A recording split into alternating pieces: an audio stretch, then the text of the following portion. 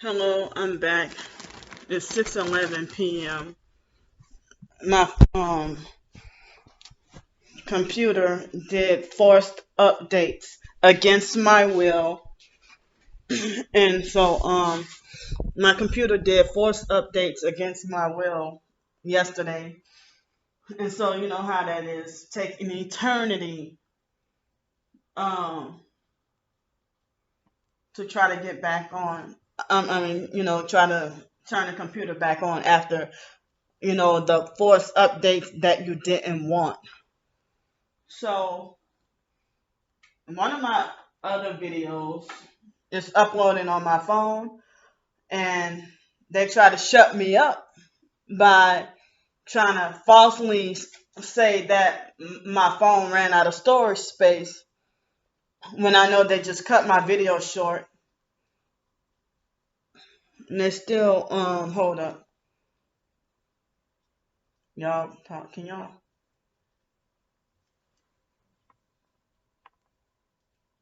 Well, can't see that.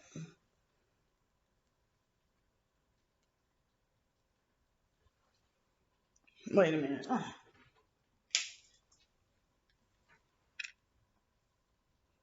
Can you see it better now?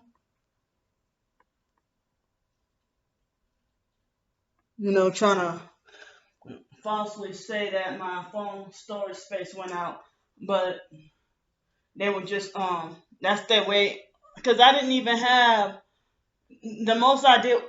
They made it like as if I was only cut short to 18 minutes when I know my phone can go up to about 25, on average about 25 minutes, but they just want to shut me up from what I was talking about on one of my other videos. So this is like the third video of the day that I'm doing. The first one is uploading, and the second one, got cut off, that 4-minute video. And this probably is going to be the one to upload first. And now, they're trying to, my phone keeps freezing because it wants to lie and say that the storage space ran out. That's the perps trying to control my phone and trying to make me shut up. I'm going to say one thing. I am not a fake TI, and I am not a fraudulent TI. I am not an imposter. I know what I have to go through.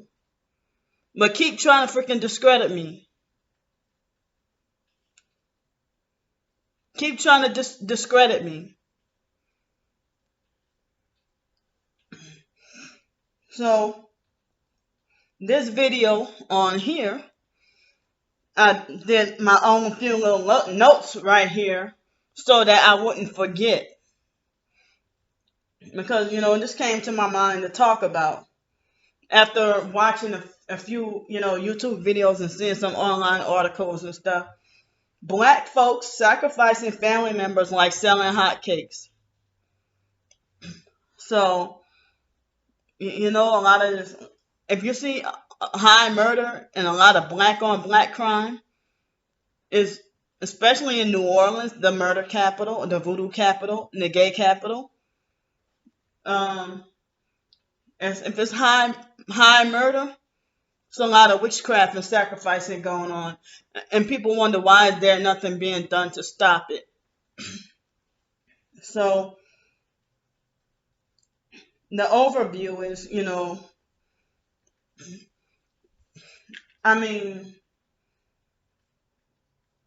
lot of us targeted individuals are set up for MK, Masonic sacrifice. We don't fit the program. So the ones who like sexual perversion, and the ones who are willing slaves to the program, they get to be rewarded with being handlers and stuff. But the ones, that's my theory, or a pattern that I've been seeing, is a lot of failed MK Ultra victims who break their programming end up being targeted individuals and then be set up for ritual sacrifice. That's what I've been seeing. And so they isolate you and keep you away from, they want to make sure you have nothing at all. And they want to make sure you have nothing. Make sure you have no social support. I mean, emotional support or social support. No family, no friends, no church members. Just nobody's on your side. You're isolated all by yourself. So then, being put into the program, you're like everybody's manipulated into thinking something's wrong with you or you're psycho or crazy. When you're telling the truth, you know what's going on. You know you're not delusional. You know you're not schizophrenic. You know you're not mentally ill. But the ones who's doing this to you they're narcissistic gaslighters. So then, if you have, a fake history, of mental illness, then it's easier for people to hate you. With all the smear campaigns and lies and everything, everybody hates you. Nobody love you. Nobody care about you. People just waiting for you to die. And then once you're dead, especially if you're a celebrity, now all of a sudden you're a saint and everybody loves you. Everybody misses you.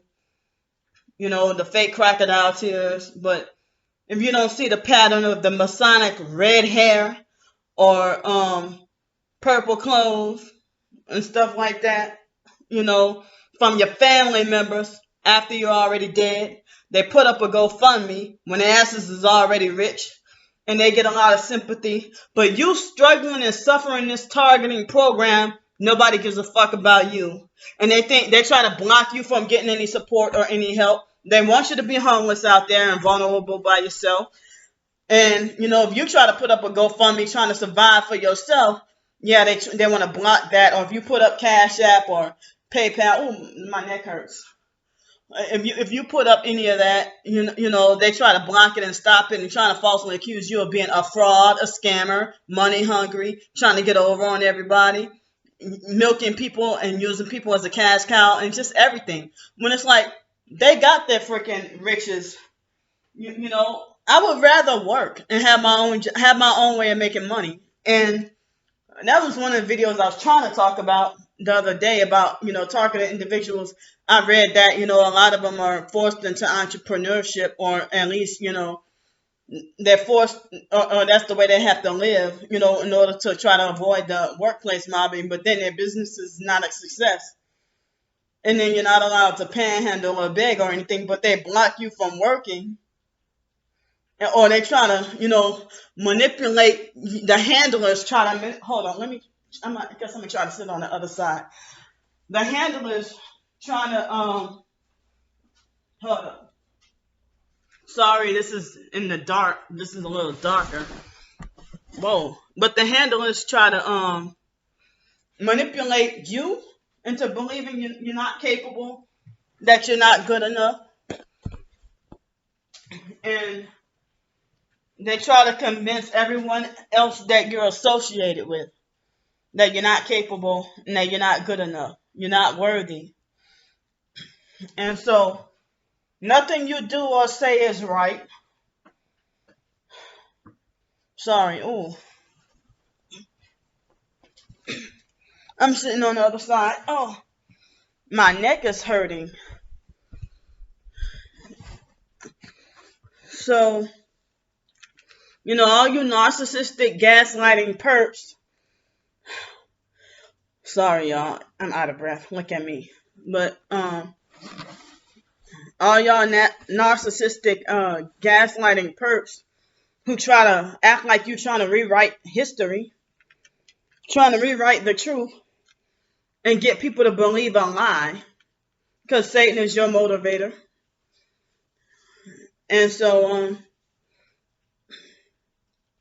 I have proof and evidence on both channels about my targeting. I would have said all three, but y'all know what happened to the other one. The first Psych World channel. That I don't know if I can get that. I don't even think I can get that channel back. But I had a lot of proof and evidence of my targeting on there as well. But you know, that's how they do. They isolate you and make sure you have no support, so that then when it's time for you to die, you know, nobody will care about you and nobody will mourn you, and they try to make it like you're worse than trash. You know, that trash is more worthy than you. And you know, all the manipulation and lies and everything. And then they reverse it on you and lie and say that you're the one who's manipulative. I mean, manipulative and full of lies. It's a big battle. And it feels like a person like me, it feels like as if I'm losing. Or I just feel so defenseless, or it feels like I can never have the upper hand going against these devils. You know, I just feel like as if I'm just such freaking losing the battle about everything, you know. So this video is a freaking warning right here, you know. And so then the idea that, you know, somebody's abusing you and you call out for help, you call the police don't want to help you. Or if you have in a medical situation, like if you get hit in the heart with the energy weapons and thinking you have a heart attack, and then they try to falsely accuse you of being a hypochondriac so many times, so that even if you move to a different city and state, and I mean, they'll try to make it like as if you're the boy who cried wolf and a hypochondriac and stuff like that, which is not true. They know what the fuck they're doing and just trying to gaslight, because they'll try to be like, oh, look at her. She's faking a heart attack for attention, and she's faking chest pains, and then once the ambulance come, that's when she's back normal again. Look at her. She's faking. She's over exaggerating. No, motherfuckers. Y'all do stuff like, you know, hit people with energy weapons and torture them, and then and even after you call the police or call the paramedics, and then once you get put in the stretcher, that's when all the attacks stop, or the attacks will still go on, and your blood pressure is weird and stuff like that. Knowing if you eat healthy and stuff like that, and then you the moment the doctor, or you might be in this excruciating pain, and then the very second that the ER doctor walks in, or just before you can get your X-rays done on your heart and everything, that's when all the attacks stop. Y'all fucked up, you know. So, and it's like they want to leave you there to die, and they don't care if you're a child. You know, a lot of foster children are put there for MK Ultra mind control experimentation, like a guinea pig. Psychiatry is the root of MK Ultra. Psychiatry and CIA psychiatry and mental health. I read that all psychiatrists they are all CIA trained. Fraudster Champa Chakraborty was our childhood foster care psychiatrist. You know, who wholeheartedly believed everything the foster mom said, even if she was over exaggerating or lying on us. So, you know, the foster mom never took responsibility for the abuse, nor did I ever really get an apology for the abuse she has inflicted. You know, inflicted on us, because she's a narcissistic abuser who's highly narcissistic and a freaking occultic voodoo witch.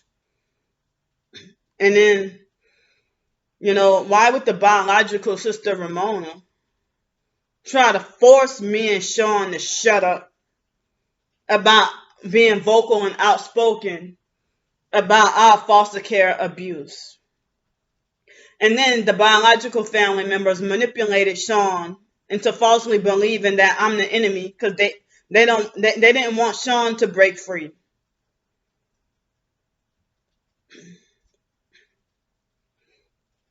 So, I mean, people like me and Sean, you know, are considered, you know, the mental nutcases who be the type of be the black people, you know,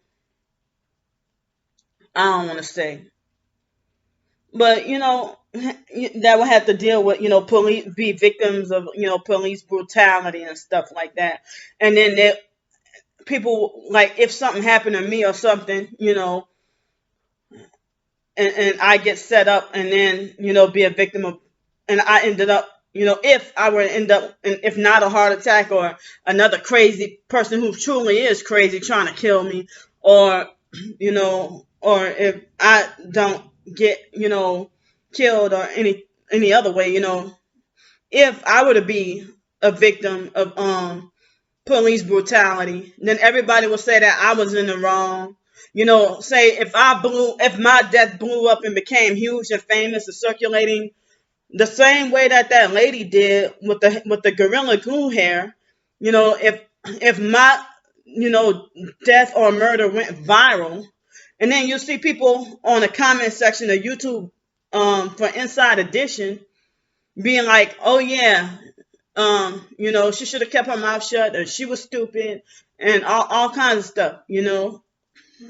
So, or it's like if a perp is sent to come and try to assault me or do me something. Yeah, everything, like, I don't have a right to defend myself. I should have been smart enough to keep my mouth shut rather than trying to defend myself. Cause if somebody try to lure you into doing something, I mean, like, lure you in so they can do something wicked to you, and then you get in, and then you try to defend yourself and be like, hold up, and then you try to defend yourself and fight, and then they drug you up and kill you, and then they say, well, she was stupid, she shouldn't have gone up there, she shouldn't have done this, did that, and whatever. I have been warning y'all about, last year, and this the beginning of the year, this year. I have been warning y'all about the fake TI perps trying to lure me. Now, after Alex ran me out of Pensacola last June, that's when everybody kept acting like, I think it was a couple of times, before Alex ran me out of Pensacola, but it was around like maybe May, so it was around that time that everybody acted like they wanted to try to lure me. I mean, acting like they wanted to try to approach me to join the Illuminati and sell my soul and stuff like that. Like, I'm 37 years, I mean, at the time I was 36, and I'm like, I'm 36 years old. What the hell? I thought I was too old. What the hell y'all want with me? But now I'm seeing that people can sell out at any age. Like, people can be 78 years old and, decide to, I'm going to sell my soul to the devil so I can have longevity and live till I'm 122 years old. Somebody that's 78, and then, they can sell their soul to the devil so that they can live to be 122. That Masonic, the Illuminati, one of the Illuminati numbers, I'm just using that for an example, So,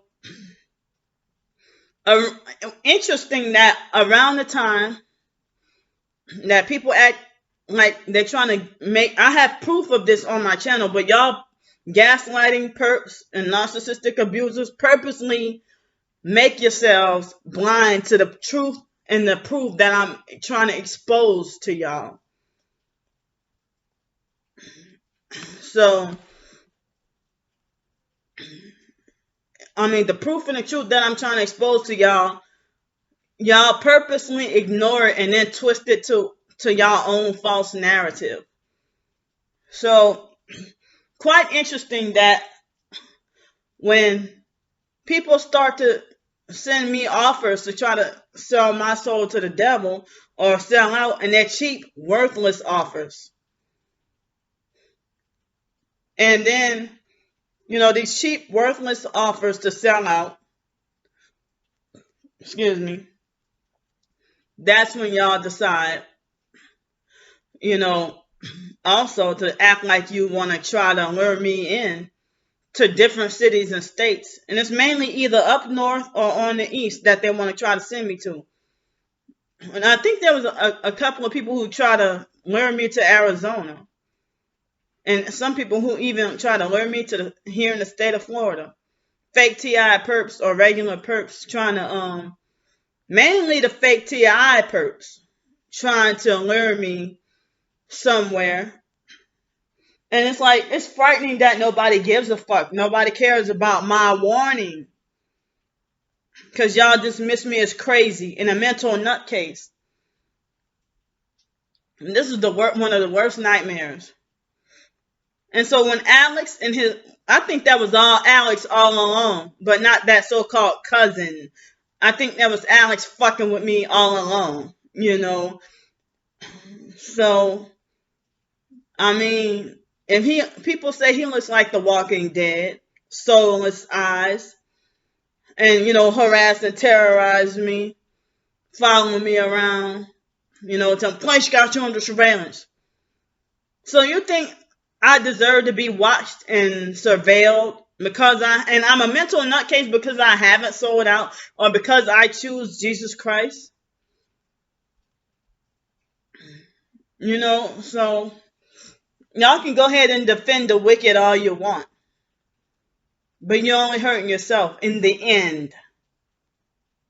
Go ahead and defend the wicked. Go ahead and defend the liars. Go ahead and, you know, reject the truth that I've been warning y'all. Look what happened to the transgender and Lisa T.I.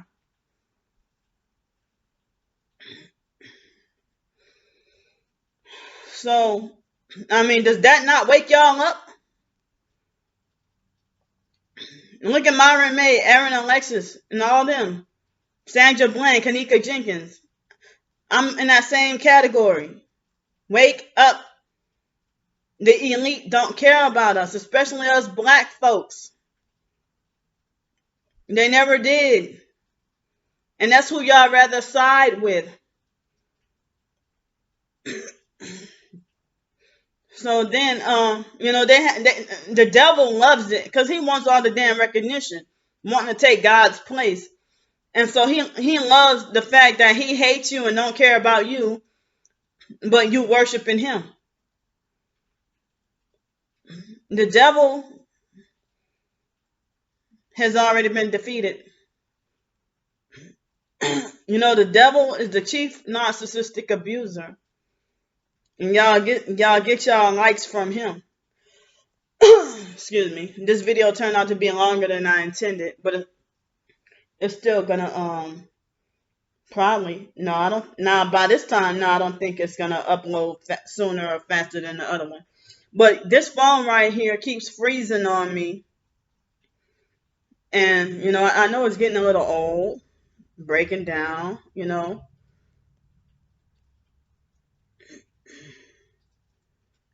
Yeah. So that video is got supposedly an hour left.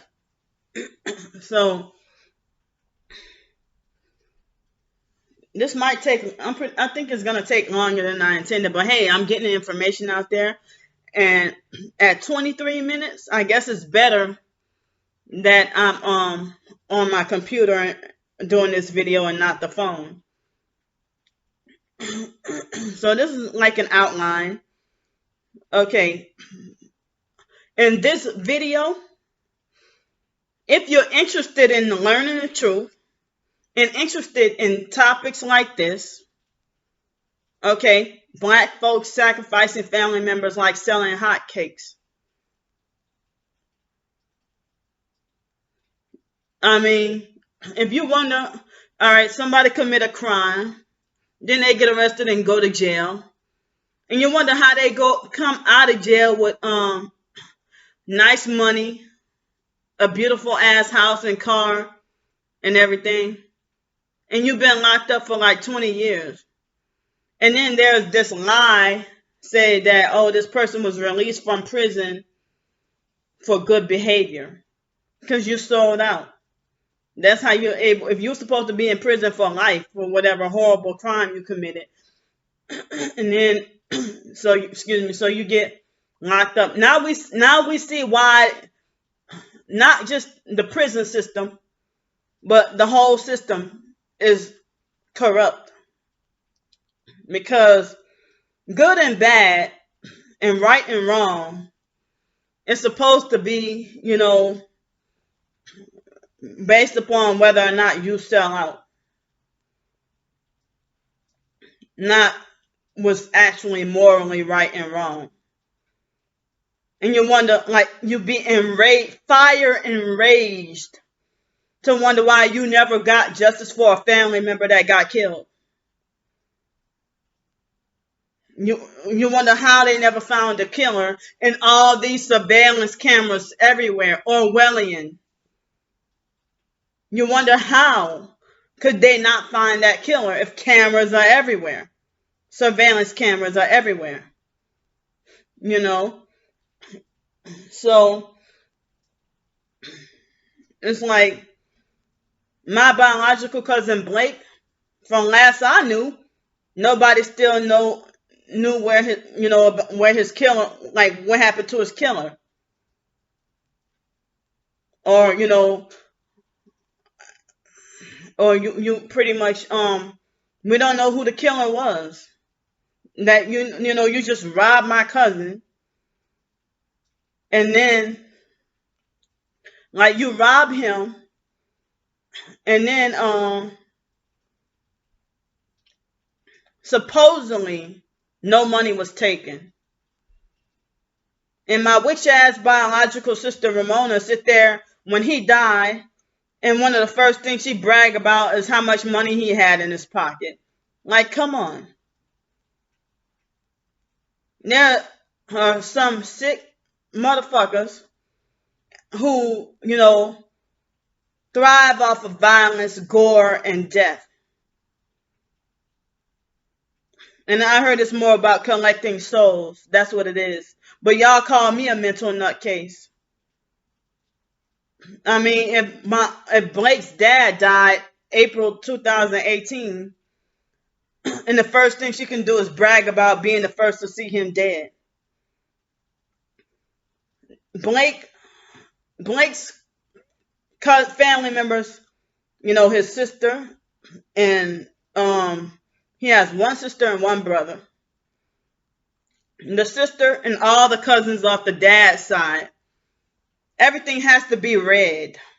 Red clothes, red car, everything. Like, how the hell you got a whole damn family when, so many family members got a red car?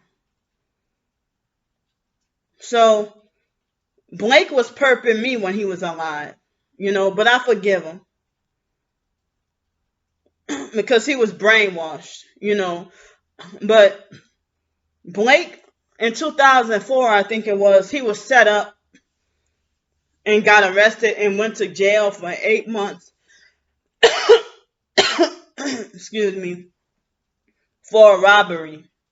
Like, for accessory to a robbery crime. Because one of his friends, I don't know the full and whole story, but from what I heard, he supposedly was sleeping in a car when one of his neighbors and another person went and go rob a bank, and he woke up because they took so long, and Blake went to sleep and supposedly had nothing to do with it. That's what the family say. But then he got arrested and went to jail for being an accessory to a crime. But I don't even know. Well, shucks, Blake was known to be a thief in the family anyway, Even, I mean, it's not trying to badmouth him or anything like that. I'm just stating, certain things that were told to me, in the family, So I'm gonna do like the celebrity bloggers do and say allegedly, okay? So Ramona said that Blake used to work at, I don't remember what store he used to work at, and that he used to steal a whole bunch of meat and then come and bring it to the family, for free food to eat and stuff like that. So, but let me do something like that, and they'll be narcissistic and self-righteous about it and condemn me and make sure I go to jail.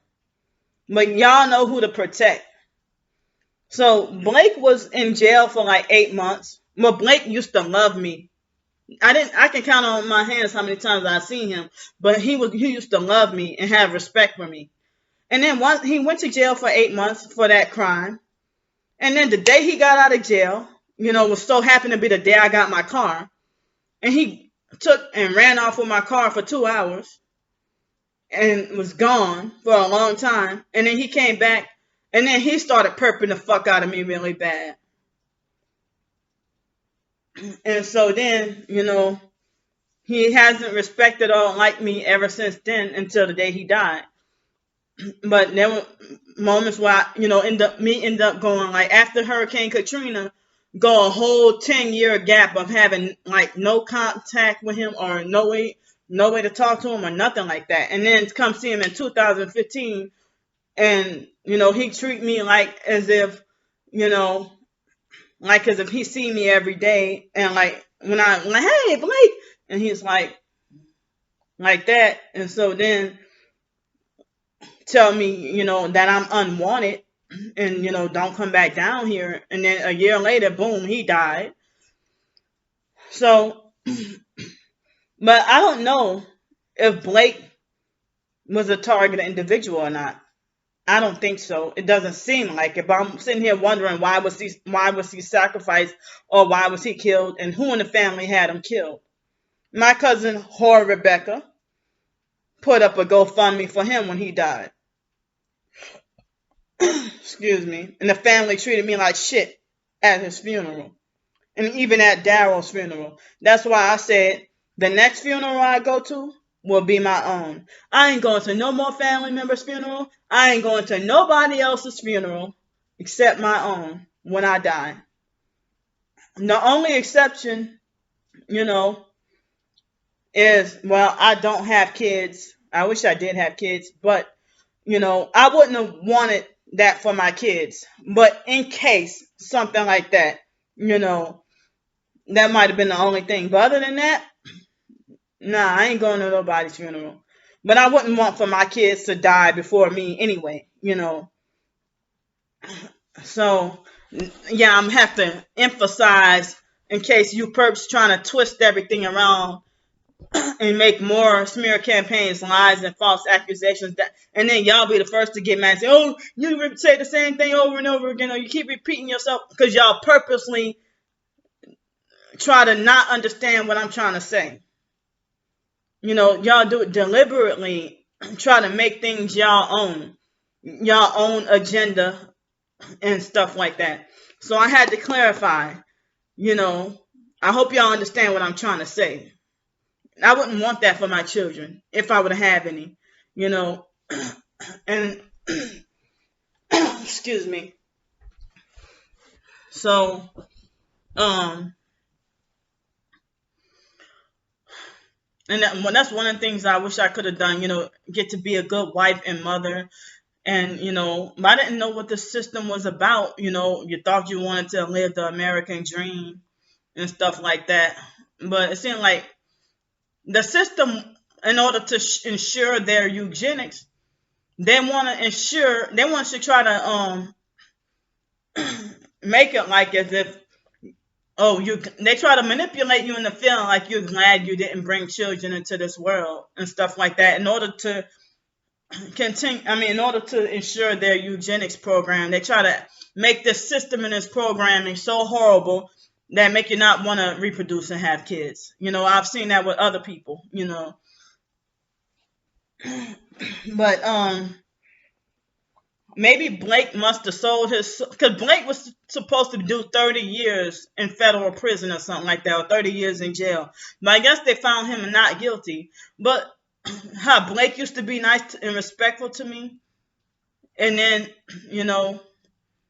and they have family pictures with them wearing, even the females, them wearing a whole lot of red. And so even shortly before Blake died, I think that was his obituary picture that they used for him, and I think he was wearing a red shirt. So I don't even know if it was more like if Blake sold his soul to the devil in order to get out of jail. I mean, I'm just speculating. If he sold his soul to the devil in order to get out of jail, and maybe the devil came to collect. I don't know. Or if he must have broke the program or spilled some secrets. I don't know what, was going on. So, and Belinda, it was been said that she was sacrificed too. Like she died right before the day before Ramona's birthday. So Belinda was 40. She had just turned 40. And I guess Ramona was going to turn 39. It was in 2003. Yeah. So, it's been said that, quite a few people have speculated to me that they think Belinda was a sacrifice as well. Maybe she knew some secrets. And, I heard the family talk allegedly that Belinda was molested by our grandpa Wallace May, who I never even saw a picture of him. The biological mom, Frances her father, our grandfather, Wallace May. I never even saw really any pictures of him or anything like that. And so it's been said that Belinda was molested by him and then got pregnant at like 13, and then he forced her to get an abortion. And then she died when she was 40 years old. I'm unclear. And Belinda was living out in Milwaukee. Both of her sons are said to be evil. It was 2005, before Hurricane Katrina. I heard a family rumor that said that the biological nephew Josh, who's Belinda's son, they said that Josh was schizophrenic and demon possessed and stuff like that. And Josh would Joshua excuse me. They said that Josh was, I heard the talk of the family, that Josh was in a room full of dead bodies somewhere in Milwaukee. And they said that he was in a room full of dead bodies. And they said he looked like he was like in a dazed or out of his mind or whatever. But I don't think he went to jail for that. But he was in and out of jail or in and out of prison more like for drugs and stuff like that. And I heard something like as if he supposedly didn't start to turn to drugs until after Belinda died. But then the biological nephew Josh's maternal half brother, because they got different dads, John was a narcissistic scam artist and a pedophile. And it was the talk of the family that he molested his stepdaughter. And then his 15-year-old daughter, Janisha, she's older than 15 now. But at the time I saw her, it was 2015, and she was like 15 years old or something. And she already had like a lot of kids, a lot of babies already. And I'm like, wow. But Josh's daughter, my great niece Sierra, who's half Laotian and doesn't even look a shred of black. And Sierra is supposed to be like a strong Christian, despite both of her parents being druggies, And so I'm excited, that Sierra, I saw a video online about how she made the decision to accept Jesus Christ, and she got, certain success in her life or whatever. I don't know all that much about her, but I met Sierra, a couple of times when I was in Milwaukee. But Josh used to act like he was trying to perp me and use and take advantage of me when I was in Milwaukee for those few months as well. But John is no fucking good. Very dirty. Jonathan Sterling Galatas. So, I have zero respect for John. I do not like John and don't ever care to, ever in my life see him again. I don't know if John, Josh, or Ramona or who in the family sacrificed Belinda, but I love my sister and miss her, even though there was only a few conversations and we supposedly never got to meet her. But Ramona wanted to try to lie and say we did just to try to make everything look good, like just a freaking image. So, and we never got the chance to meet Belinda because she'd been in Milwaukee. But I heard that Belinda tried to fight. I don't even know if the family just waited till after Belinda died just to make her look good, or if she really did try to fight to come, try to battle to come and get us during foster care. But instead, she some kind of way just got Wyatt, but couldn't get us. But I would have preferred to, stay in New Orleans because I hate up north. I hate snow. I hate everything about cold. And I'm glad that, these past few days here, the weather has been, in the 70s. It's been nice. Last night, I, no heater. I didn't have to sleep with the heater last night. And even tonight, I don't think I have to sleep with the heater. Maybe, no, I don't think so. Not tonight. Maybe, but tomorrow night, I think I don't have to sleep with the heater. So, I'm just trying to connect certain dots here. It's not about me just, oh, you're telling our family business. It's not about that. I'm sitting here, trying to expose the system and this programming here. Whatever the family want to keep secrets from me because they ashamed and they don't want secrets exposed. I've mentioned before about how the biological, even my nephew Raymond, Ramona's son, when they got into an argument in 2015, and Raymond even exposed when they were arguing, and Raymond even exposed the fact that Ramona liked to break her neck to run to strangers' funerals, and just to come back and laugh about, how they looked in the casket. I mean, and her doing sick, perverted stuff like wanting to raise Belinda's dress, and from the rumors that I've heard, allegedly, the biological brother Wyatt mentioned about how Ramona raised Belinda's dress the day before the funeral, just to see, if they put underwear on her. But again, I'm sick in the head. I'm the weirdo. I'm the crazy one. I don't do stuff. It wouldn't even cross my mind. I don't even think to do stuff like that. That your sister who's about to, they're about to have the funeral tomorrow, the next day, and the day before, you sit there and, raise her dress. All you care about your sister is whether or not they put underwear on her. You don't really care about anything else. Because all y'all, part of the conspiracy, y'all make the smear campaign and all these lies about me being crazy and everything. And y'all trying to cancel me, mute me like R. Kelly, and everything like that. Because y'all don't want y'all secrets exposed. And that's why you keep things secret. Like, you want to keep the daddy issue a secret. And even off the mom side of the family, you still want to try to keep, trying to block me from getting to know other family members.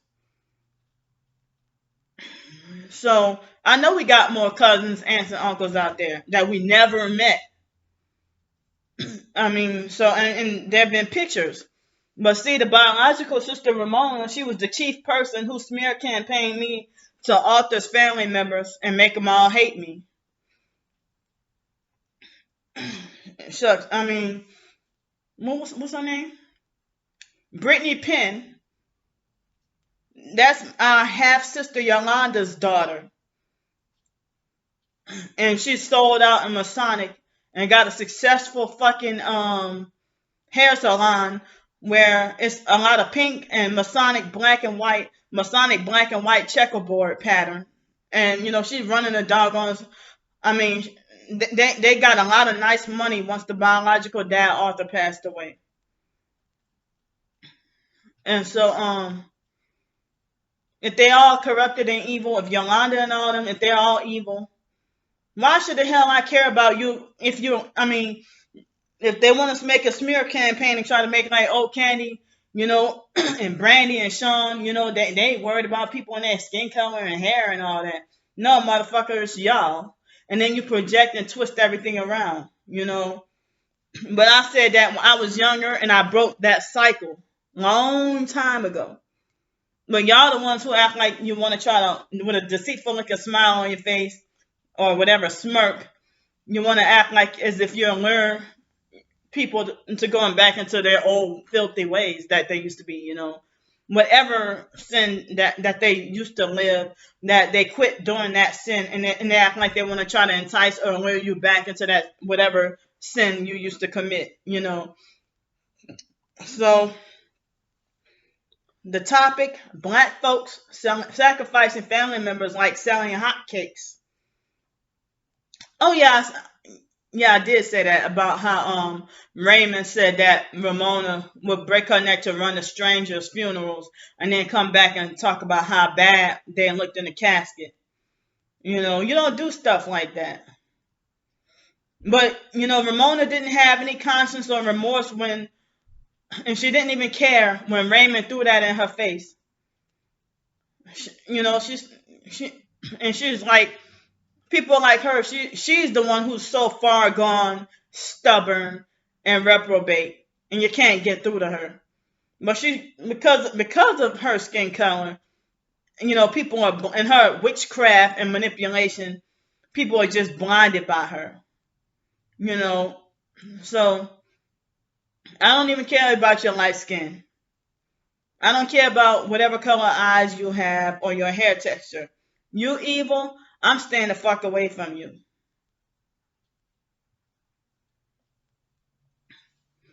That's how,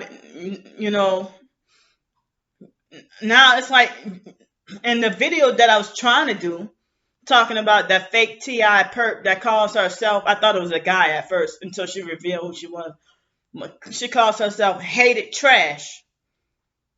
And I did it. That's the video that got cut off. The video I was trying to talk about her.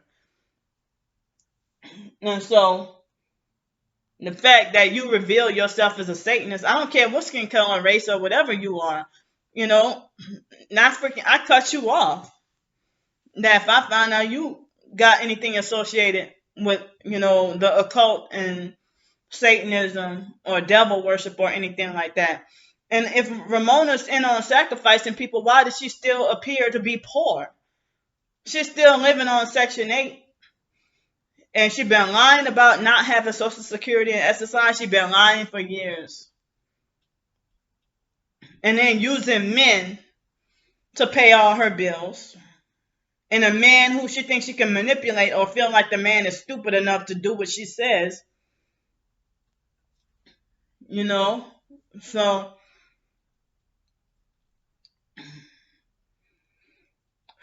Blake told me that before Ramona died, he said Ramona is a very evil witch. Rebecca hoarded her way to success. Come on, you lying when you say you didn't have sex with the manager. Like, you're not gonna be 17 or 18 and then get fired from your job for cussing the manager out. Got fired from rallies for cussing the manager out. Then a week later, you just turned, like, you're 18, 17 or 18 or something like that. And then within a week later, and you sleep with the manager, and then boom, you got your job as a manager. And then you keep getting Manager of the Year award every year. Like, nobody else can take that Manager of the Year spot except you.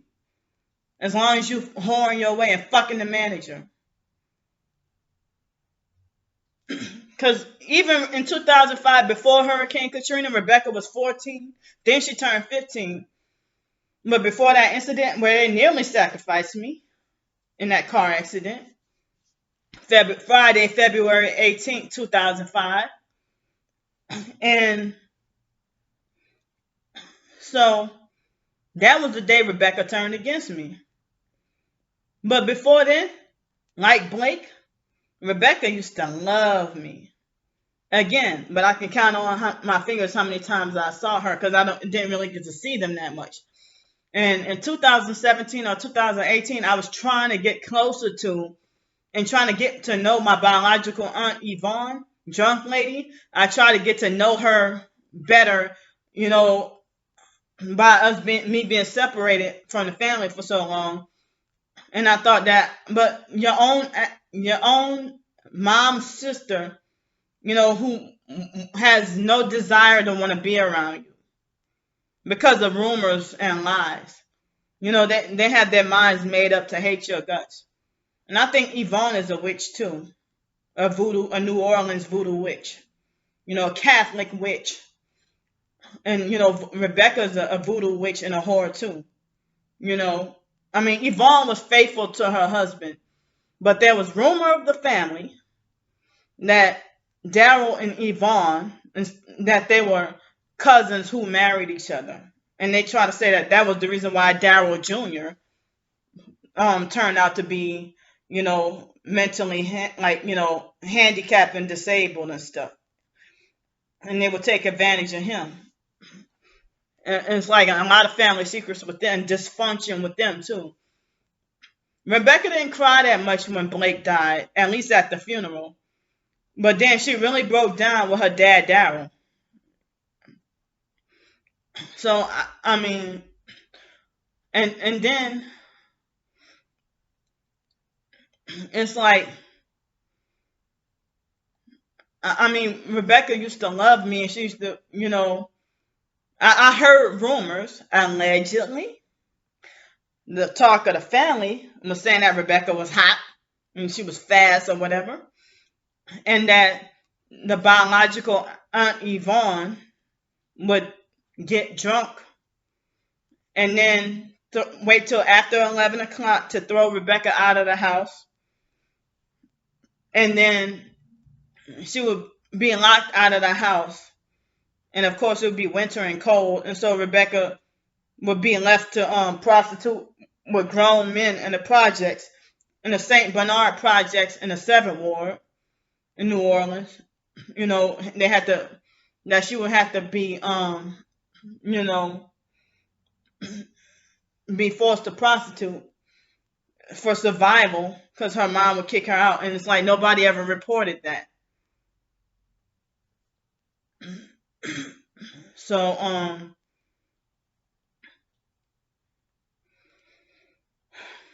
sorry, y'all. So that's what brings me to this. I think that, the R&B singer Quindon Tarver from the 90s was raped by Christos. Quindon has a cousin named Darius Tarver, who was considered a mental patient. Okay, he was supposedly mentally ill. He went to the same college I went to.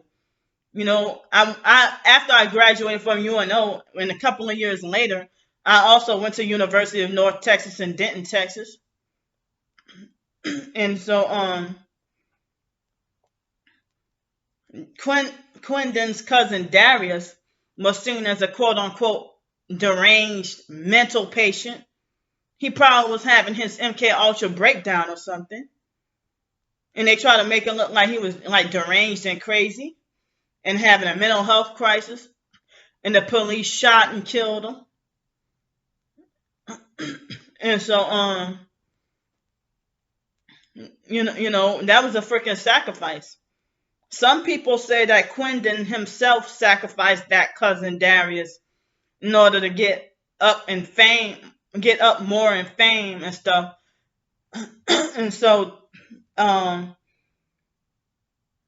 don't know if it's true or not, but a couple of weeks ago, somebody said that when Rasby resurfaced the Christos allegations, what I believe are true, when Rasby talked about that, there was somebody who said that Quindon Tarver had attempted suicide and was ended up in a mental hospital, a couple of weeks ago, but only one person said it. So I don't know if that was true or not. And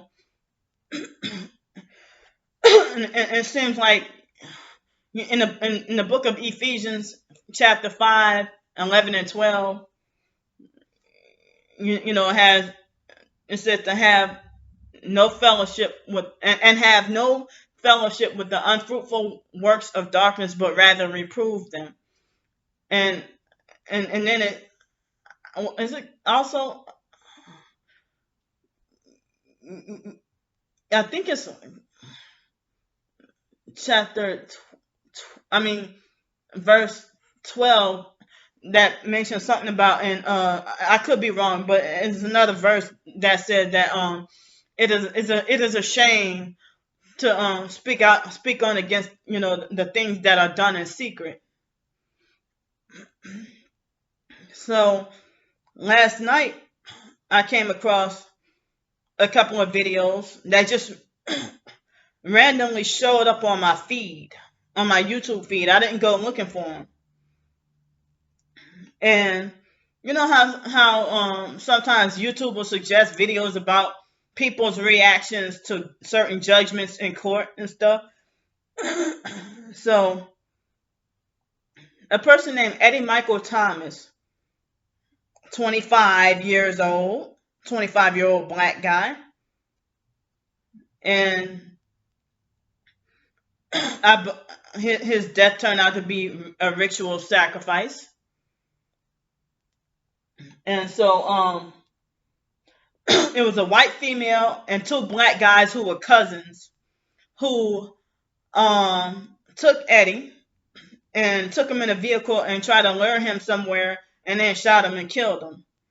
And so then it was a light-skinned girl with blue hair that was standing behind her mom in the courtroom, and they had a brown-skinned girl with a bun at the top of her head. That was one of the other sisters, and the blue-haired girl was the sister of the guy who got killed. And then they had a white female with red hair, and then a few other people in the courtroom. And so the mom was talking about her son the 25-year-old son Eddie that got killed. And so the light-skinned daughter with the blue hair that was the sister of the guy who got killed, she ran up and she like as if the mom was talking, and the moment she said September 6th, it seemed like a trigger for her. And so then she ran up on the white girl, and she started to, and then held herself back. And then, she was trying to get at the girl, and then they hauled her out of the courtroom. And it just, every time I see that video, it just make me just like bawl my eyes out with a whole bunch of tears.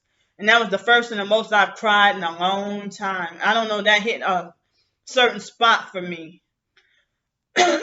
Excuse me. And so that also kind of got me kind of a little disturbed and traumatized as well. So then the mom was out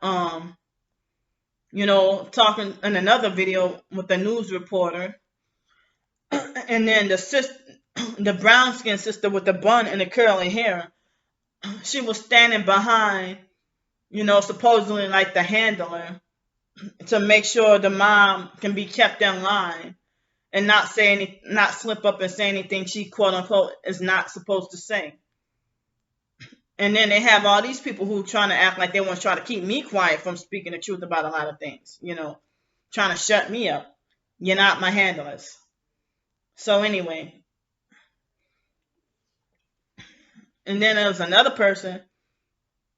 He was 22 years old, and he got killed grocery shopping while his mom was waiting out in the car.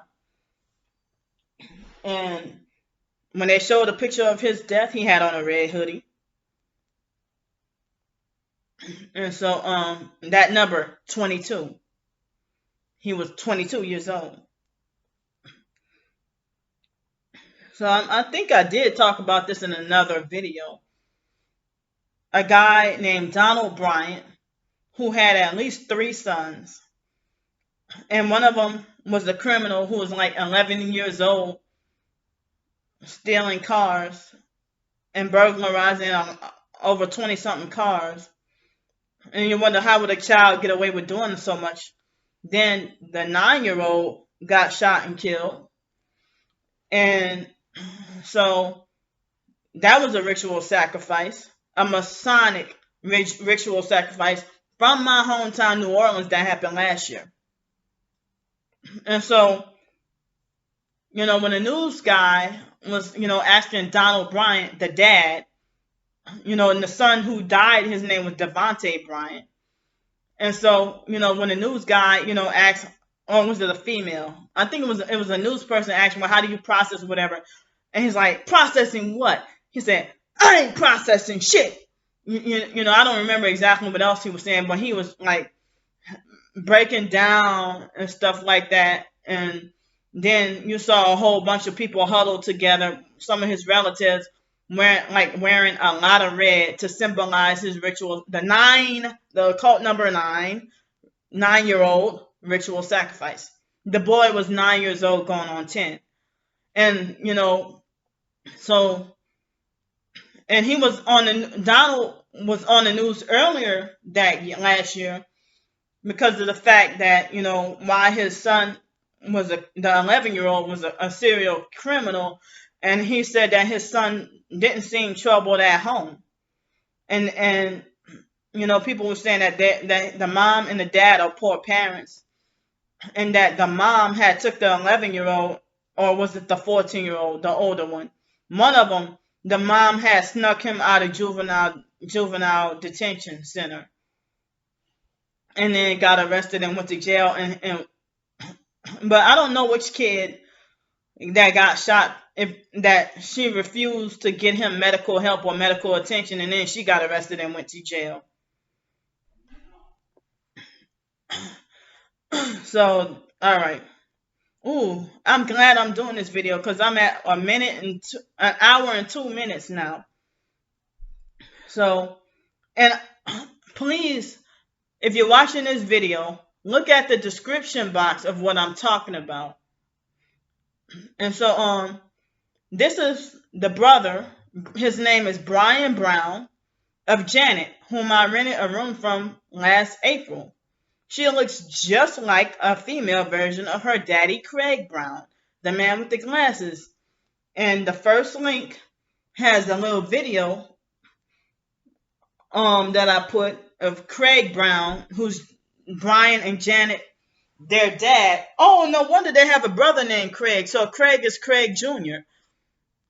And the other sister, her name was Yolette. And they're the mom is Haitian and their dad is Black American, but the dad looks kind of like the dad looks kind of like Malcolm X, but I'm scared that I thought Janet. You see, Janet seemed like the type of person who was I did some videos on my other channel back in April and May, last year with Janet. And so with Janet, I was, I thought she was harmless. I didn't even think she was in on my targeting. Didn't realize she had Masonic connections until, the morning after she sent me down to Miami. The morning after that street theater, or was it that Sunday? I think it was that Sunday. And I was taking a bath at that place that they had for me. And so when I was taking a bath, and a thought came into my head, like something about Janet reminds me of, something about her has that Order of the Eastern Star kind of look, or remind me of the type of person who will be a part of the Order of the Eastern Star. But she didn't have that kind of the personality of that type. you know. But Janet was extremely tall, and she had certain ways that kind of reminded me of the foster sister Joni, you know. But if Janet was trying to be a police officer, or she got certified as a police officer, but then she even was telling me about the racism, especially in Pensacola, with the police and everything like that. Even white police officers being prejudiced and racist against black police officers. So it's like Janet told me that her brother had died, got shot and killed, but she didn't go into details about what happened. So now I find out that Janet, um, had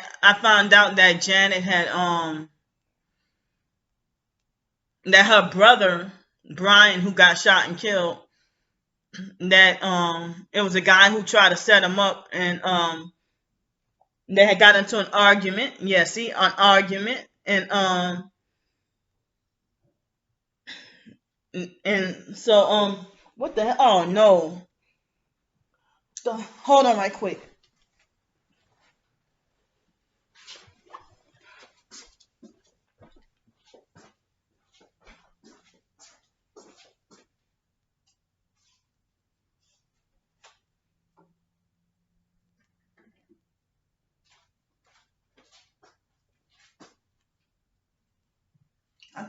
Damn, where did you go? No, don't. Oh God, no, bastard! Oh man, hold on, y'all.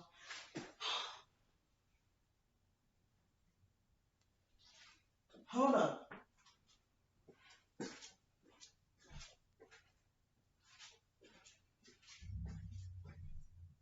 I fuck her.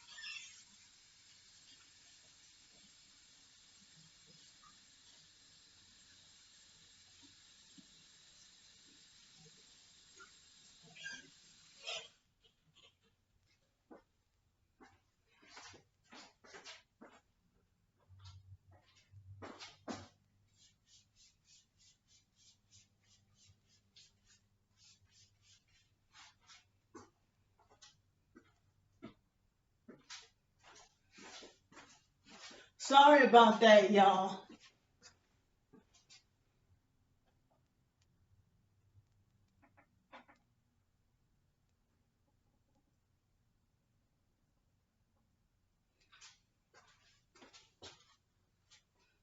Sorry.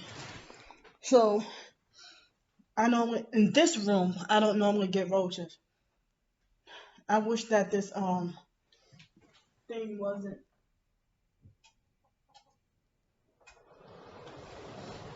I wish this wasn't automatic. I wish it wasn't yeah, on automatic. I wish that I can control the oh, I gotta air out my clothes because hold on right quick. Oh,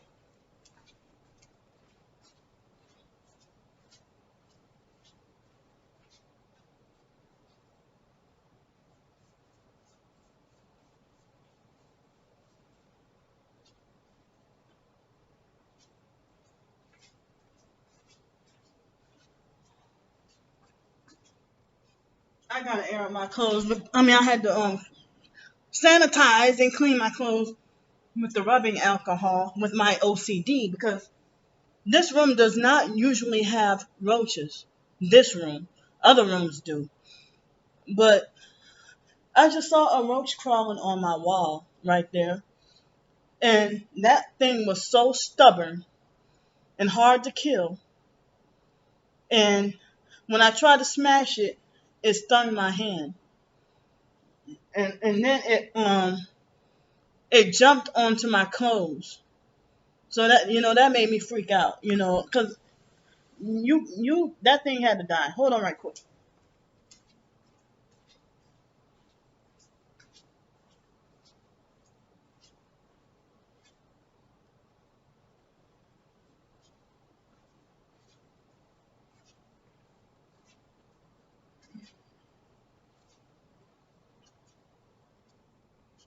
Wow, that pretty much distracted me from what I was trying to talk about.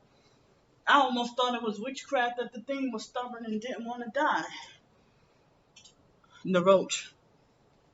But back to what I was saying. Sorry, I am so sorry. So I kind of, all right. So when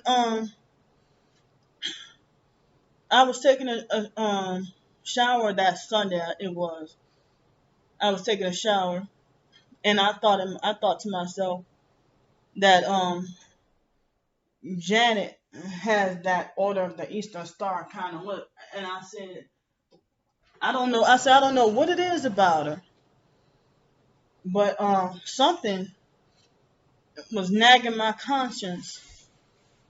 Make me, and it was right after that street theater incident that happened. So I mean, Janet was seeming like she was nice and normal. She let me be free to be myself. She wasn't really controlling or anything like that. And then, you know, but after 5 days of 4 or 5 days of me being there, her son started to be brutally disrespectful. The 8-year-old son started to be brutally disrespectful and abusive, and she just sat there towards me, and she just sat there and let him disrespect me in any old kind of way, you know.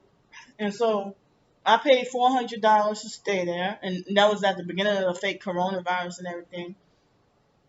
And so then, um, so after that, um, you know, she had a boyfriend named Tim, and Tim acted like a perp and was playing psych games and just freaking ignorant as hell. And so then, the day was supposed to be Easter. She took me down to Bruton, Alabama, where the new boyfriend Tim was at, and they even followed me all the way over there and gang stalked me, the regular whatever gang stalkers. And I mean, you're riding on the highway, and it's like Janet. I was telling Janet about the gang stalking and stuff, and she mostly ignored me and didn't say much or anything. But then her son would mock and make fun of me talking about being a targeted individual, being gang stalked. And so then, Janet kind of acted like as if what I was saying was coming in one ear and going out of the other. And so, but she was whatever fake nice. And then she braided my hair. I think it was that Wednesday, and I think it was the 15th. Then the next day, Thursday, was Tim's birthday. And then Janet was excited, and she rented a car, and she led me on to think that she wanted me to stay, with her long term, me renting a room, but I still had to pay, $400. But then she wanted it to be an exchange, for me helping her out with her son and stuff like that. And Tim was working, and but Janet lied and said that husband Tasano Senior, the narcissistic husband who wasn't living with her but still trying to control and keep a close watch on her and her son and everything. And Janet's son would go by his dad by the weekend. I mean, for the weekends, and then come back and be more disrespectful. And Janet even said that she had to reprogram her son against the stuff that the husband was trying to manipulate and put on her head. I mean, put in his head about her. And so, Janet tried to lie and say she was woke to the truth. Janet lied about a lot of different things. But it's like, how the hell she got to be a police officer and she wasn't even tough like a cop? And so, like she wanted me to stay there, long term with her. She even was talking about getting me to move down there to Miami. But I did some videos, talking about questioning my roommate, and I was scared of saying anything, and trying to figure out what was going on, and didn't want to make like rash accusations or decisions just yet, and just try to wait and see and stuff like that. And I had certain things that went on that was upsetting and stuff. So then, Janet braided my hair on April 15th. She braided my hair, and then, you know, she took freaking hours to braid my hair. I understand my hair was messed up and damaged, but damn, she took a long time. I don't even remember how long, but it was a very long time. And she kind of got my hair all messed up and twisted up, and then it took me like 8 to 10 hours to comb try to comb, get those braids out. So let's see what day was it. All right. So that Thursday, she rented the car, and people were perping me in Walmart. That was the day she tried to take me to drive, and the I don't know if energy weapons caused my right leg to shake on purpose so that I couldn't drive.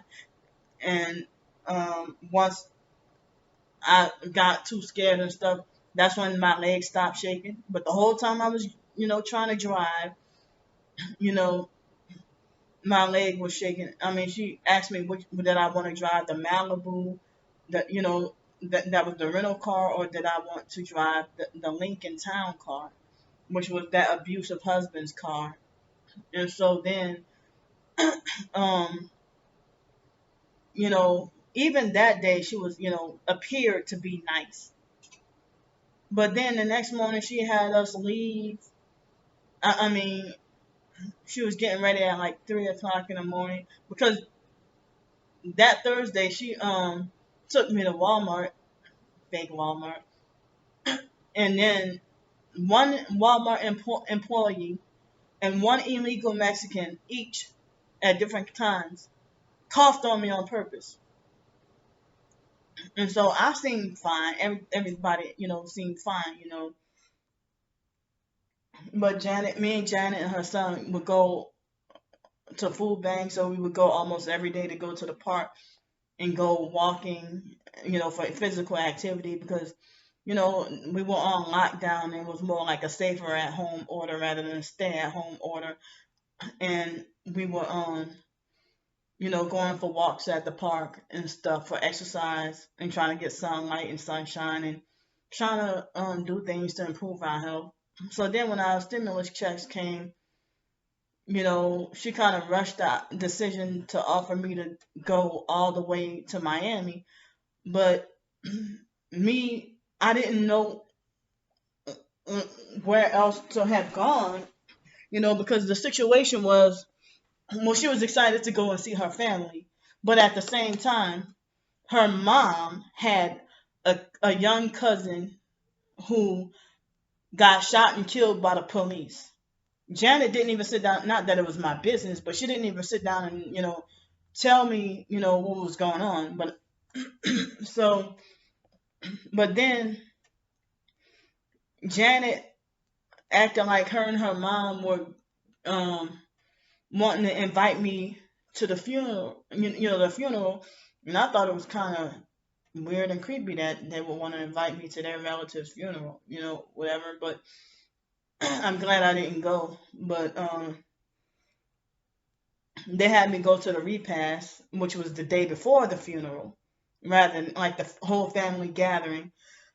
And so it was the 17th, that Friday, and me and Janet and her son TJ, we Janet, when we pulled off in the Malibu, because that, wait a minute, when Janet got the money, our coronavirus money, because a day or two before, Janet was getting mad and throwing tantrums about the dad. I mean, not the dad. I meant to say her controlling and abusive husband, Tasano. Because Janet lied and said that Tasano was her ex-husband, but no, that was still her husband. Well, she told me later on that that was still her husband, but Tim is the new boyfriend, and so Tasano still being like manipulative and controlling and threatening her and everything like that. Like she was pretty much in an abusive relationship and stuff. But um, I don't know why it's with narcissistic and abusive relationship. What some people would call it Napoleon syndrome.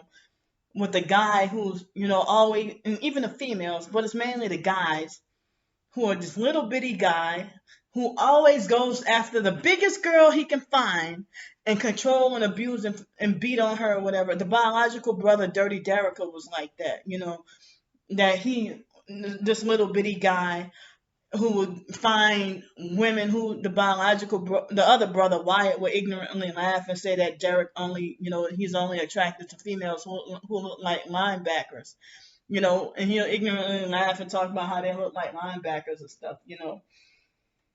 So then, oh, I'm glad I'm going into like it. I gotta, I've done an hour and a little over an hour and 20 minutes. Oh, this other video is just about done uploading. Yeah, I got 1 minute left to upload. Dog, took hours because this, on my phone, the Wi-Fi is way slower than the computer. But I try to be patient and not try to use my data. So Janet's husband Tasano got mad at her because after she finally got money, and then of course she didn't tell him about the stimulus check, I don't think, but she just showed up to come pick TJ up, and then she came and picked TJ up, and then he was wondering and mad that she rented a car. And so he got mad at her and threatened to confiscate the Lincoln car. He threatened to confiscate it and got mad and jealous and stuff like that, you know. So, and I think I could be wrong, but I think I remember Janet said something about that. Tasano, the dad, well, her husband, TJ's dad, was not eligible for a stimulus check or something like that. He was working and making a lot of money, but Janet said that he stopped her from going into the police force, and that he tried to, like in her senior year in college, that he forced her to drop out of college and commit her life to him and everything, and him being like narcissistic and just very manipulative and abusive and controlling. She would show me some of his abusive text messages. I would be supportive and there for her and stuff like that, and the whole time the bitch was freaking perking me. So when she pulled off that Friday, it was 4:27 in the morning, and everything seemed nice and normal. No, you know what? Or it could have been that. No, it was the 15th that she braided my hair. So anyway, we she pulled off and we rode down. We rode, on the trip. She was initially on her way. She said she was gonna stop in Tallahassee, but she was on her way to go to see her sister in Orlando. And so I got to see a little bit of Orlando. And so then after that, We went all the way down to Miami, and we spent a little bit of time. But let me back up. When Janet got pulled over for speeding, and she said that was the first time ever in her life, all the years that she'd been driving. She said she'd been driving since she was 12, but she act like she can't, like she's like not even a good driver. Make me feel unsafe on the road. And so she got pulled over for speeding, and she was going like 96 into 70 or something like that on the highway. And that state trooper didn't take no time, and Janet admitted that she was a little sleep deprived, but she insisted on wanting to drive all day, and even her family was telling her, Janet, you need to take a break, a big break. She was driving all day in that rental car. So it seemed like her personality changed from the time she got the car to more like when she turned the car back in. And that's when the whole time on that short little 5-day trip, she acted like a narcissistic perp, and pretty mean towards me and everything. And it seemed like as if she put stuff in her mom's head of, what to think about me and how to treat me and stuff, because her mom didn't even find, favor in me. And her mom even tried to tell me that I deserved to see, my storage space on my phone wasn't full, because here I just deleted it and it didn't even say that the space was full now. Oh wait, no, that's the other one. That's the other one. Wait, hold on, no.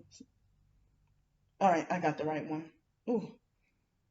All right, hold on, y'all, just right quick, so that I can be talking and doing this video while another video is uploading. I'm coming, y'all.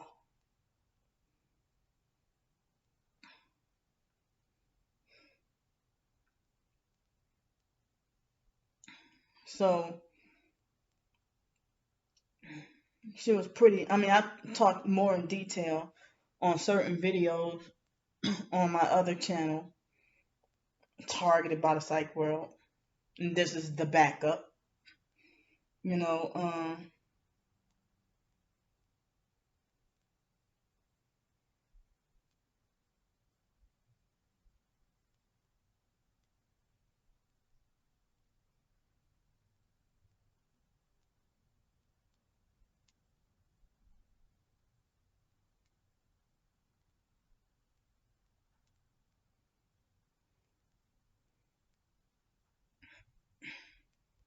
all right. So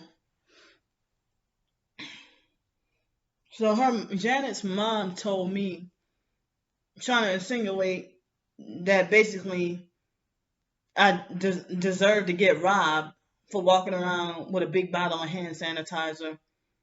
You know, and I didn't even realize. I'm wondering why she told me something like that. But you know how people will lie to you and be like, well, my mom said she liked you a lot and this and that and whatever. But coming to find out, Janet's mom didn't even like me. I don't even know if Janet told her mom the smear campaign about me. And so at Janet's mom's house, I think she had 2 bathrooms, 2 toilets. Both toilets had doodle on the seats. Then, when they took me to the repast or whatever family gathering full of what looked like thousands of people on one block, when she took me all the way to Broward County, she wouldn't even tell me what city that was, but she just said it was Broward County where the repast was. And it's like a lot of those people, well, Janet's mom was Haitian.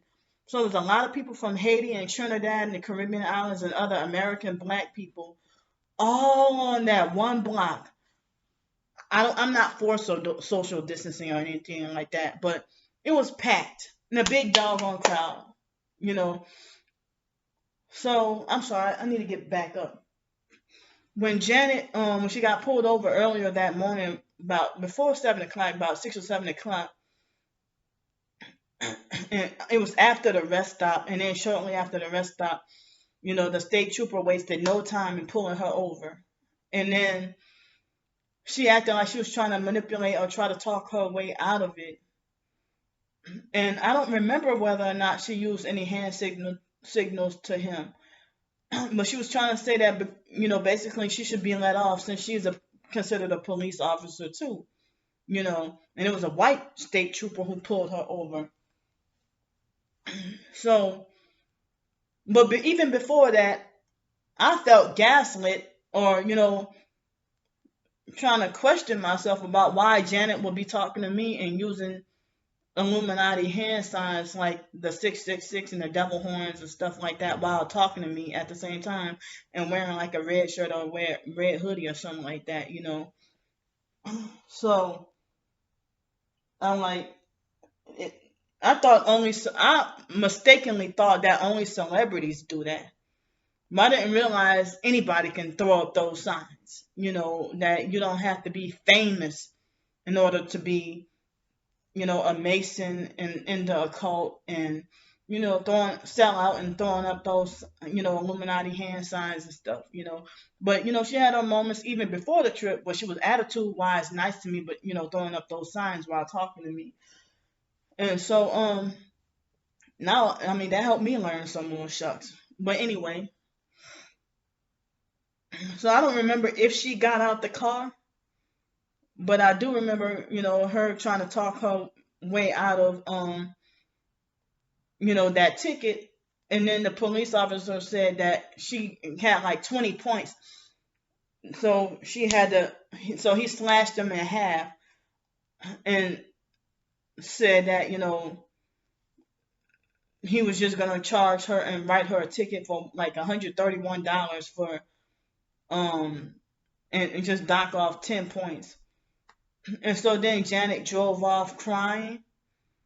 And then that's when she started to act like a narcissistic perp after that. And then I went to Tallahassee and there was a guy who was Indian, looked like he was Indian from India and acted gay. And they perped the fuck out of me and took advantage of and scammed me at at the Waffle House in Tallahassee. She already told me she was going there, so she probably alerted them before to do something dirty to me behind my back. She probably alerted them secretly behind my back. So then after that, we went to Orlando, and so Janet got offended when I said that her sister, the place where her sister lives at, that her sister, looks rich, pretty much a beautiful ass apartment complex and just really nice, and I think there was even like the place was nice enough that there was a lake, on the complex.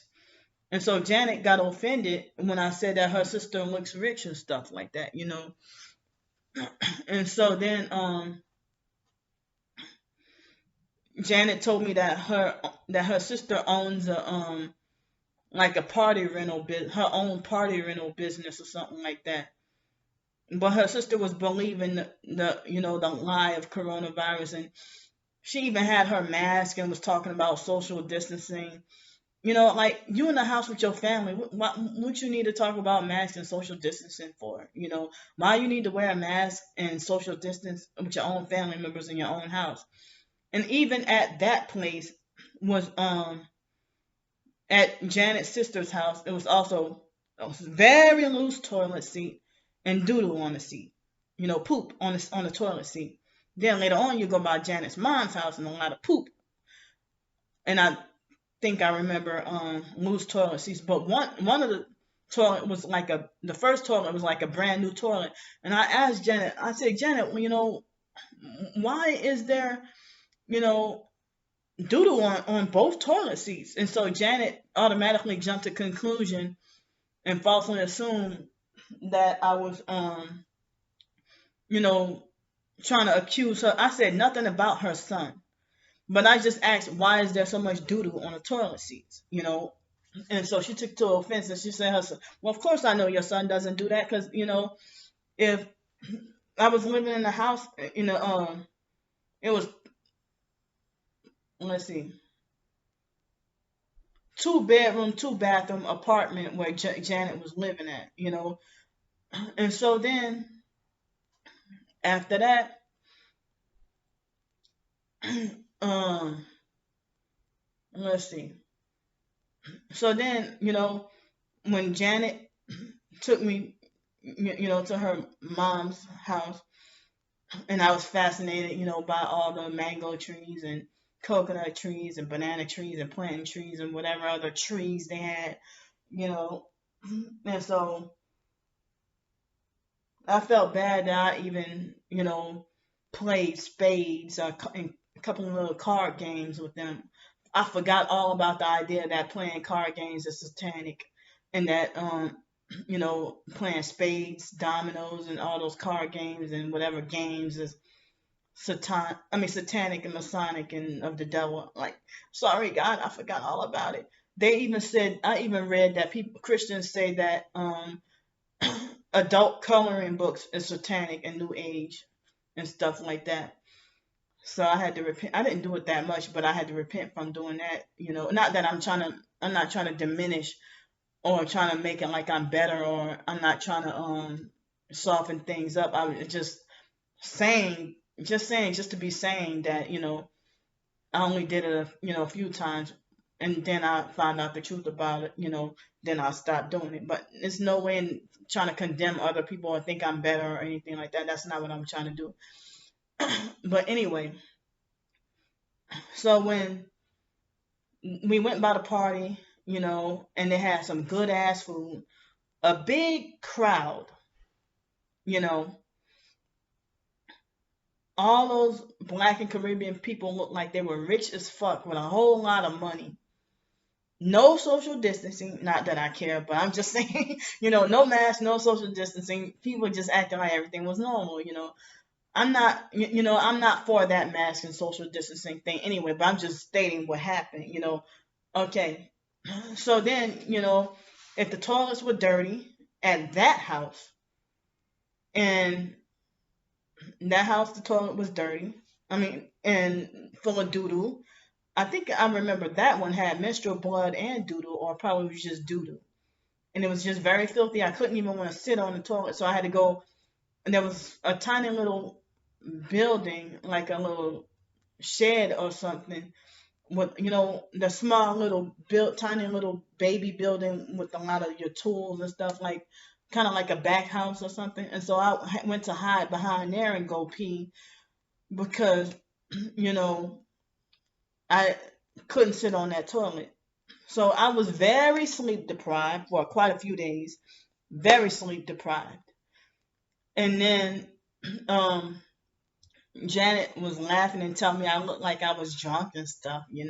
I don't drink. But she told me I looked like I was drunk, but I was sleepy and tired and wanted to go to sleep somewhere. So then, um, when I first got there, I didn't have a good feeling. Like, for me to see a whole bunch of my own race of people, you just knew something was dangerous. A whole lot of black people. You just knew something dangerous. Like something in my spirit didn't feel right.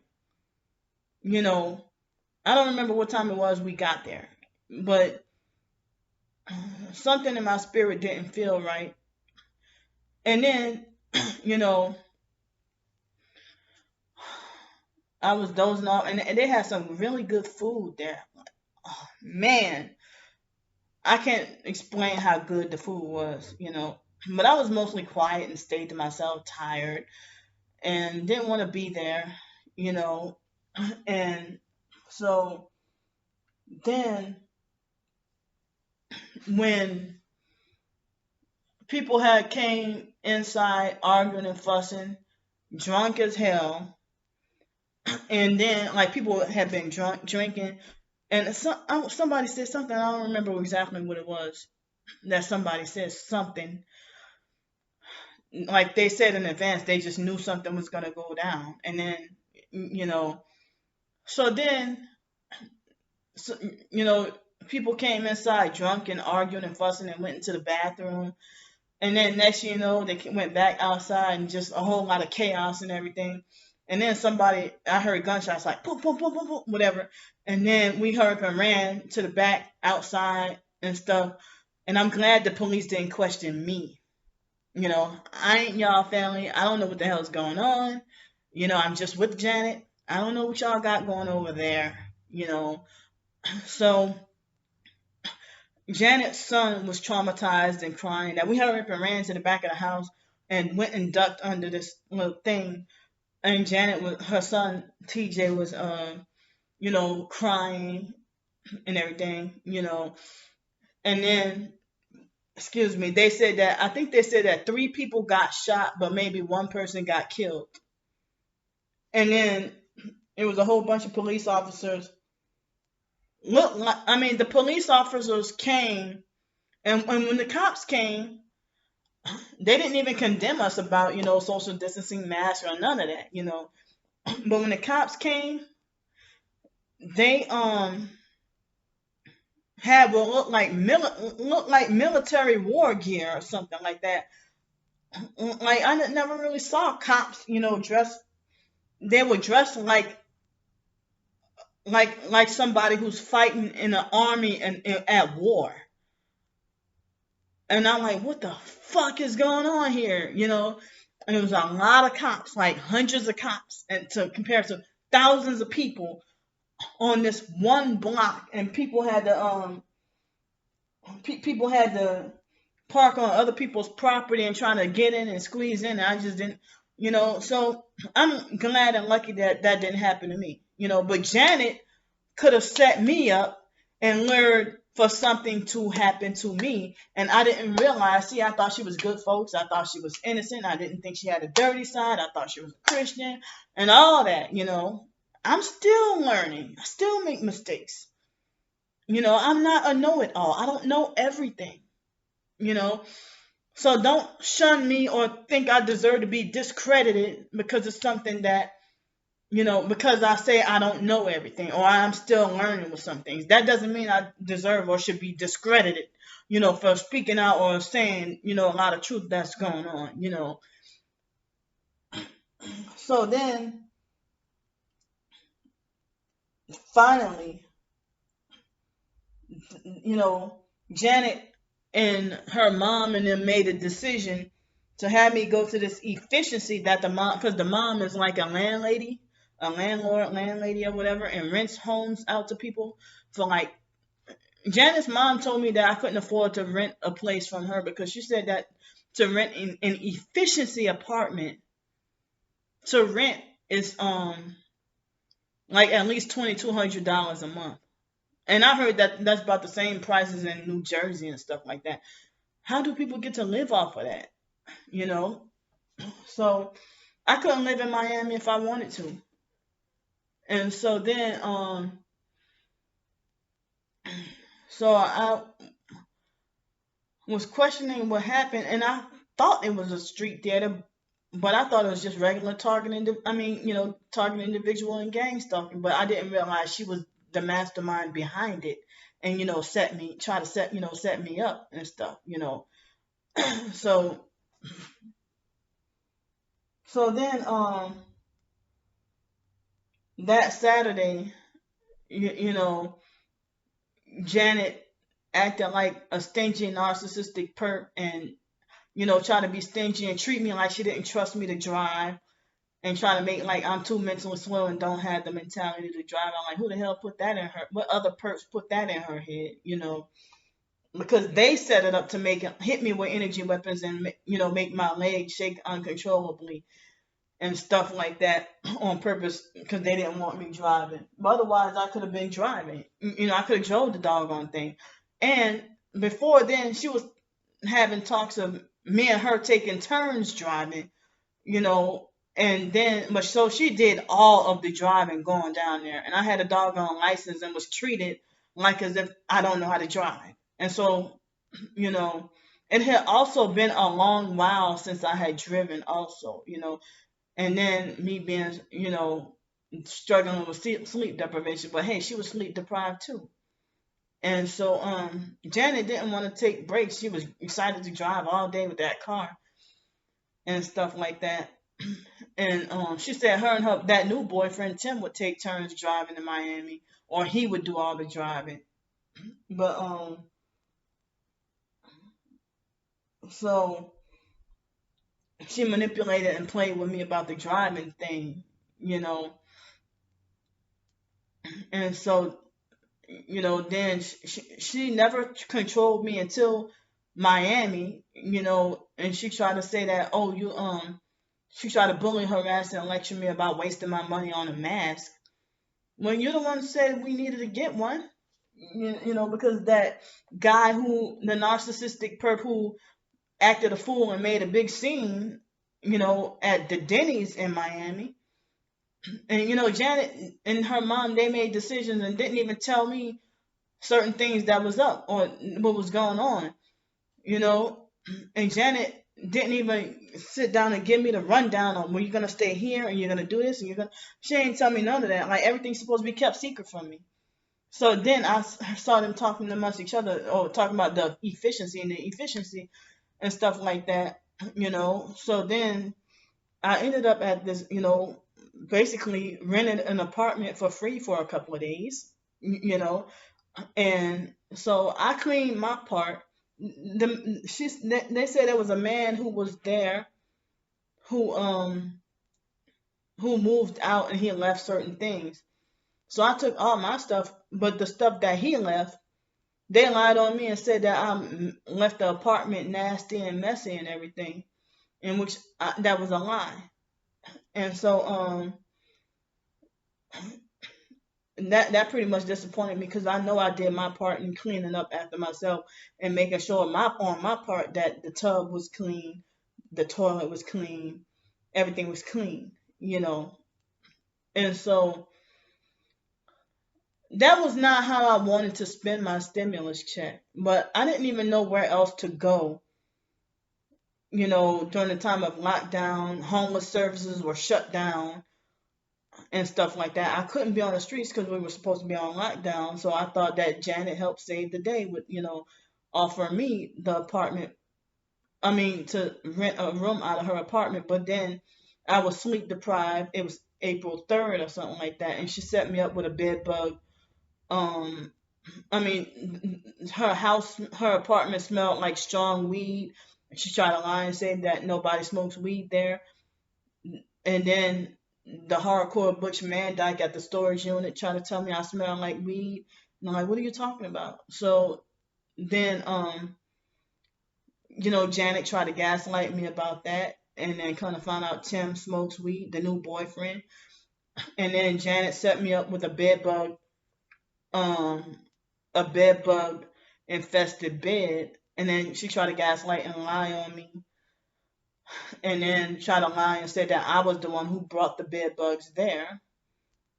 And it's like, oh no, I don't think this is gonna end out well. But the very next day, people were gang stalking me heavily, you know, when I was by Janet.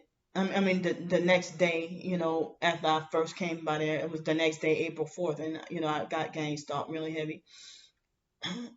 So then,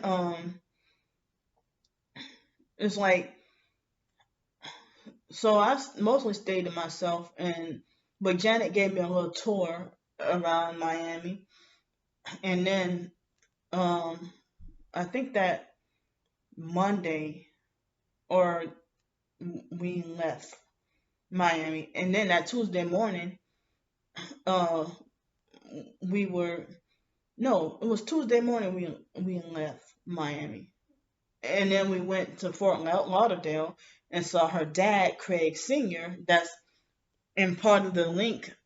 If y'all look at some of the links in the description box, y'all can see that Janet looks like a female, exactly like a female version of her dad, like nothing like her mom at all. And so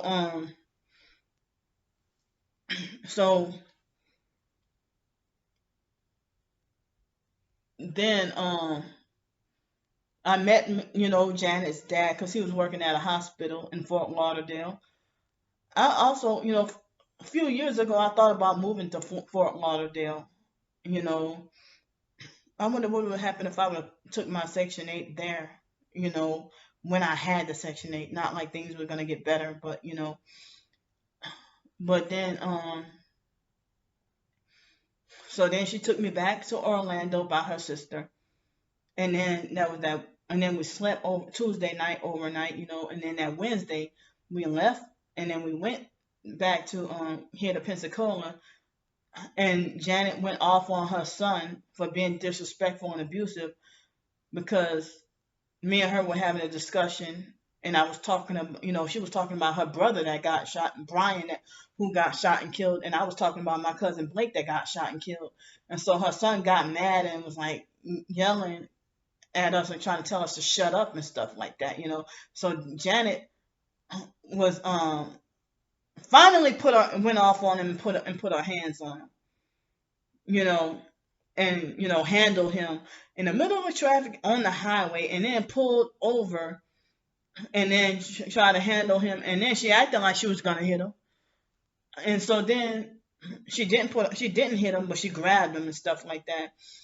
And so then it scared me, her finally losing her temper and going off, and she had been sleep deprived too, and I guess it made her irritable and moody. And so then that boy was perping me, and mocking me and giving me hate, anger look, like as if I'm forbidden to look, and then smacking his food on purpose to bully me. Like I was 36 years old being bullied and abused and had to be ordered around and told what to do by an 8-year-old child trying to boss, control, and overrule me. And Janet sat there and freaking encouraged that, you know. So then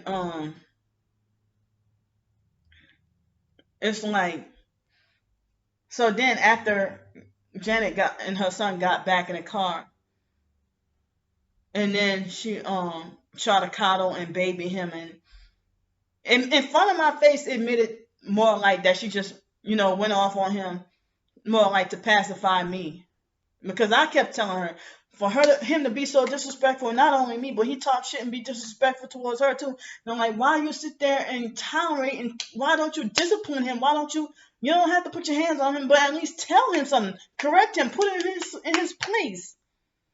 You know? So, but I didn't have that much interaction with Tasano, you know, Janet's husband, but the most we ever said was hello or hi, and that was it. But I hated the way he treated her and manipulated and thought he had high authority and was controlling and stuff. But when Janet took me to her son Tasano Jr., TJ, um, TJ's grandma and great grandma, who are from Jamaican, Americanized Jamaican from New York, or maybe Tasano's dad must be Jamaican, but they seem very American. But they loved me and didn't want me to leave, you know. But the mom, I mean, Tasano, the husband's mom, she seemed kind of like as if she kind of like crossed my boundaries and invaded my space, and you know, like it was the type of people who would like aggressively demand an answer for my personal business and stuff like that. Made me feel kind of uncomfortable. And but the great grandma, she was like super nice, super cool and everything. I loved being over there. But then there was a neighbor that was parked there with a Masonic license plate. I think we went there that Saturday, the 18th, and that Sunday, the 19th, because April 12th was Easter. And so then, you know, I don't even know if Tasano, Janet's husband, if he's a Freemason or not. But I heard that he was in the Navy, he was in the military and stuff like that, and he was, controlling and didn't want Janet to have shit. So Janet, Tim was kind of hardly there, but he was there a few times, quite a few times. because Tim, everything, Tim was ignorant as fuck, and everything with him had to be loud and ignorant. And Tim acting like he had some kind of freaking ADHD or something like that. Very hyper and couldn't keep still. Grown ass man. But Tim, kept a certain distance from me and played all kinds of psychological games and thought everything was funny and stuff. But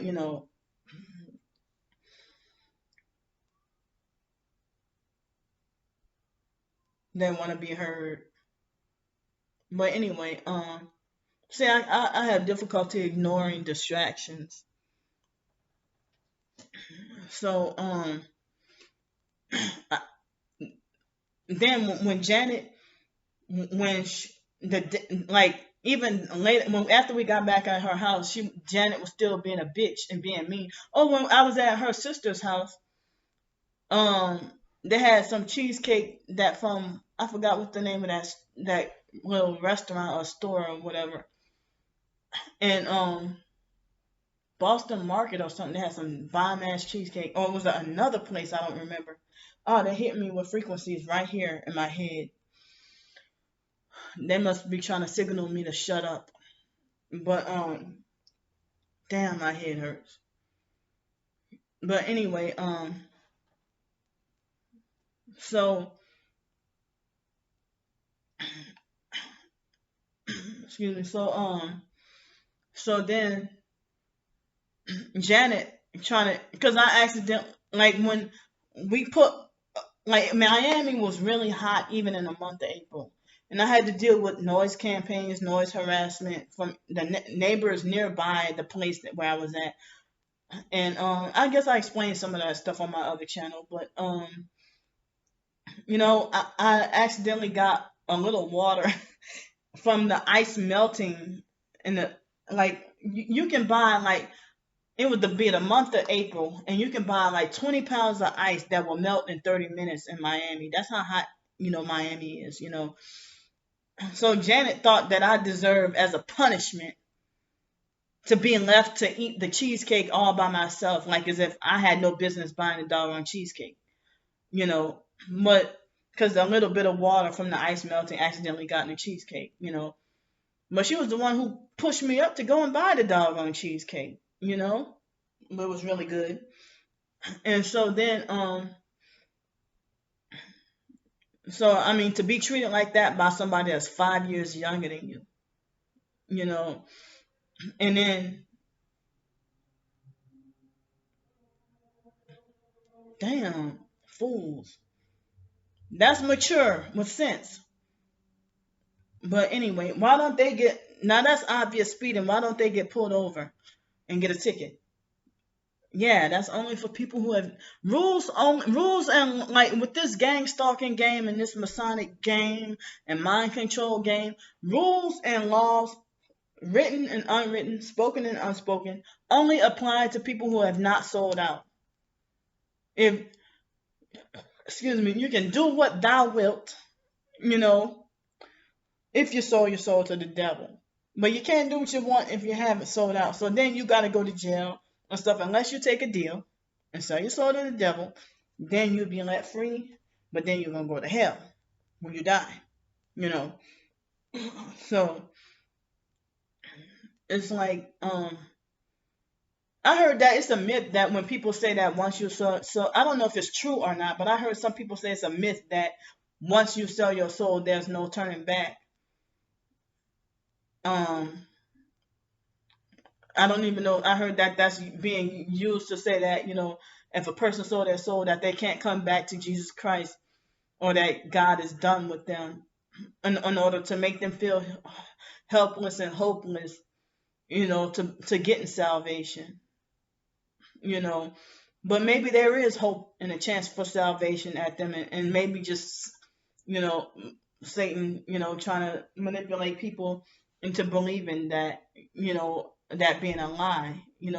If a person was a devil worshiper and then they decide they want to come to Jesus, but then again, if they might, like Lisa Ruby, pretend to come to Jesus and then just, wolf in sheep's clothing and using the Bible to manipulate and control and abuse people and try to destroy people and make people disappear and then take no take no responsibility for it and make it like that person just magically disappeared. But God protected me from that because she could have lured me into I mean, she sent for me to come all the way from Los Angeles, move all the way, you know, to Greenville, South Carolina, and then trying to make it like where your family wants you for a sacrifice, and then a whole bunch of voodoo witches and all that, and kind of find out, she wanted me for her own sacrifice, but other people have told me that your family wants you. Like, how the hell, a stranger know before me to tell me your family wants you for a sacrifice? Foster or biological, more like biological. Foster and biological, they all got, voodoo and witchcraft roots. Got Masonic, well, at least the Foster family definitely have, Masonic connections. So I think once you sell your soul to the devil, then you get that spirit in you to become a narcissistic abuser. And if you got money, and you know how people say money changes people, so when a person get something nice or something new, and then they get big headed and arrogant and think they're the shit and think they're better because they have like some nice new things, and some people are like, oh well, they're protecting their finances or protecting themselves from getting robbed or stolen from.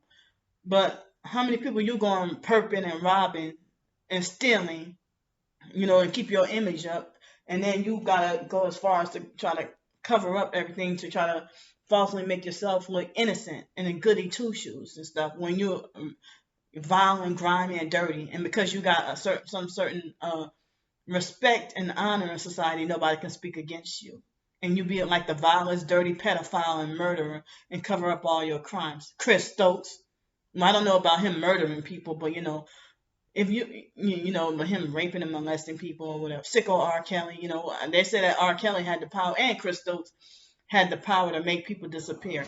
Oh shit, that scared me. But anyway, so I'm thankful and glad that Janet didn't do me something worse.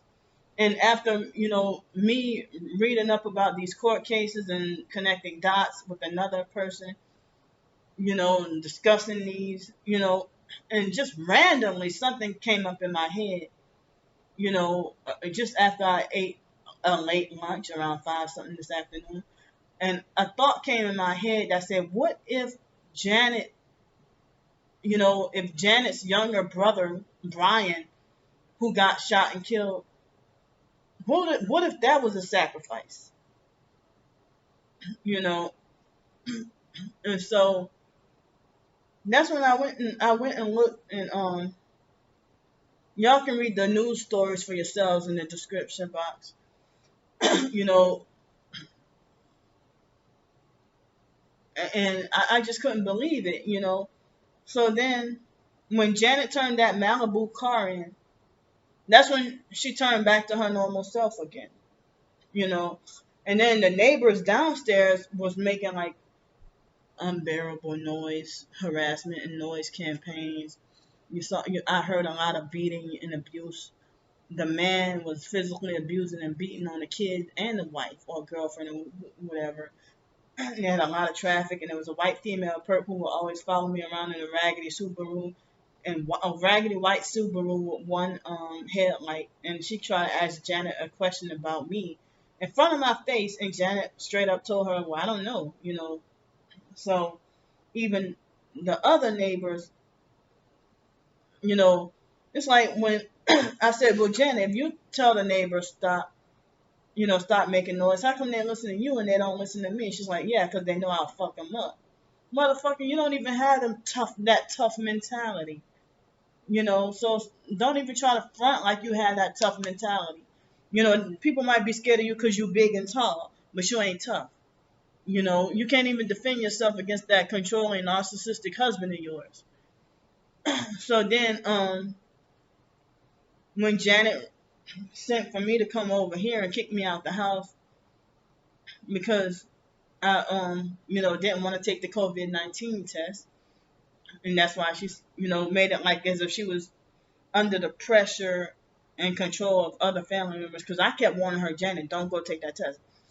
And her and her son, well, her son was asymptomatic, but she was sick as a dog. And but it's like I said, I'm not taking that test. And so she went both of them took the test, and Janet kicked me out, and that it must have been in God's favor, because the Saturday before that, you know, when I've had it up to here with confronting the neighbor in a black Kia Soul, I have him on film threatening to get his friends to kick my ass. He didn't say he was gonna do it, but he was gonna get his friends, his boys to kick my ass. Like, you're gonna get your boys to kick a female's ass, really? Because I tell you about your intentional noise harassment, you ain't no real thug. That fact that at exactly 6:21 a.m. every morning, with that fucking car, and then there was another black Kia Soul that was identical to it, two of them. So he got all ignorant and threatened me, you know, and Janet really didn't do anything about it. And when I told her about it, I had him on film threatening me.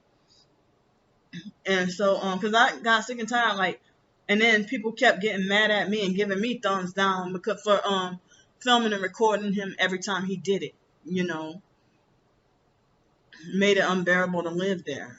So then, that Saturday, like May 2nd or something, it happened. Wait, or was it? Wait, no, must have been May 3rd. No, May 2nd, because the 5th was, I think, Tuesday, and it was Cinco de Mayo, and that's when Janet sent for me to come here, come live here. And I had to leave all that food behind, and she, purposely let it go to waste and did who knows what with it, and then waited till a week later to tell me, she waited till after she got back down in Miami to tell me that she moved back down to Miami because her husband took the car away. So that was just good enough reason for her to leave everything behind and then move back to Miami by her family. So I'm wondering if, I mean, and all that food I had, because everything seemed promising, like I was supposed to stay there long term. And me calling myself trying to be a prepper and, try to prep for survival and everything like that. And so I was very disappointed that a lot of money had to go to waste and stuff like that. And we were playing everything by ear. We didn't know what the government was going to do or what was going on. We thought it was the end. And we, we thought it was the end. And finally, you hear stories about National Guard kicking people's door down, dragging them out and forcing them to, go take the COVID test and whatever, So, but anyway, when Janet turned that car back in, she ended up to be back her normal self. And then, she made it like as if me and her left on good terms. And she was smiling and saying, "I love you, girl," and then drove off, and like she missed me or whatever. And then a week later, she more like text me. She didn't call me because Janet never called me.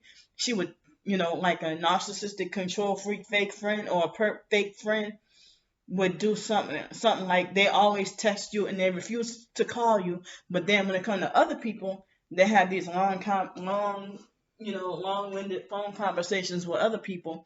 But communication with you has to be strictly via text. And I've seen that with a lot of, narcissistic control freak fake friends who did that to me. Even the biological gay brother Mark, it's like he would want to communicate strictly via text, and if it's a phone conversation, it has to be under 45 minutes, or under 45 seconds. And he'll ask you nosy questions like he want to keep tabs on you for control. And you don't have that authority or right to do that. That's how I know you're an abusive bully. You do not have that right or authority to do that to me. Because you don't treat Derek like that. And Dirty Derica is younger than me, younger than us, But you let them have their lives. But you want to, treat me like a total puppet on a string and treat me like I'm so retarded and everything and all that, So then a little while passed by and I was looking at a cottage further way down the street, and I was looking at the cottage on Craigslist, and it was a different cottage from the original cottage I was trying to go rent that the perp sabotaged. And so that other cottage, You know, how the hell out of all things, Janet texted me about that exact cottage that I was looking at. It was pretty weird, you know. So I felt like I couldn't really trust her as a friend, really anymore. And then nowadays, people get mad at me for not being able to trust anybody. And then, I kind of let my guard down a couple of times recently, with the lady with the Virginia phone number who tried to call me. I mean, yeah, call me and text me. You know,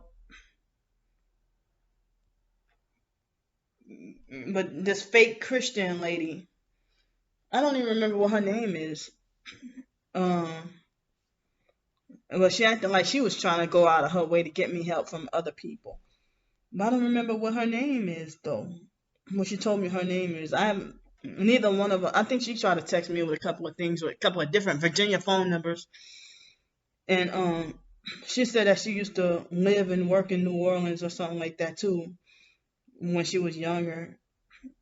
And she's Pentecostal. This lady right here with a 540 area code.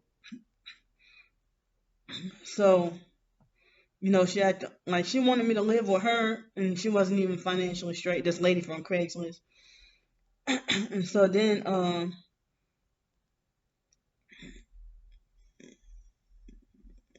if you're a perp, but you act like you think you're giving me good advice by saying that. The only opinion you should ever concern yourself with is God's opinion of you. He is always watching over you. He loves you, Candy. And then and then she tried to say, and when anyone asks you why you are so far away from home and your family, just tell them that you were tired of them figuring out ways to take your Social Security money, and you had to get away from them, and that you want to be independent. But yeah, if I were to go by you, you would act like a narcissistic, control freak, fake friend.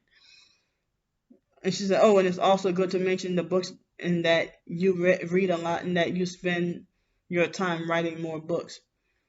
And she said, and saying that you like being by yourself and is a very good thing to say also.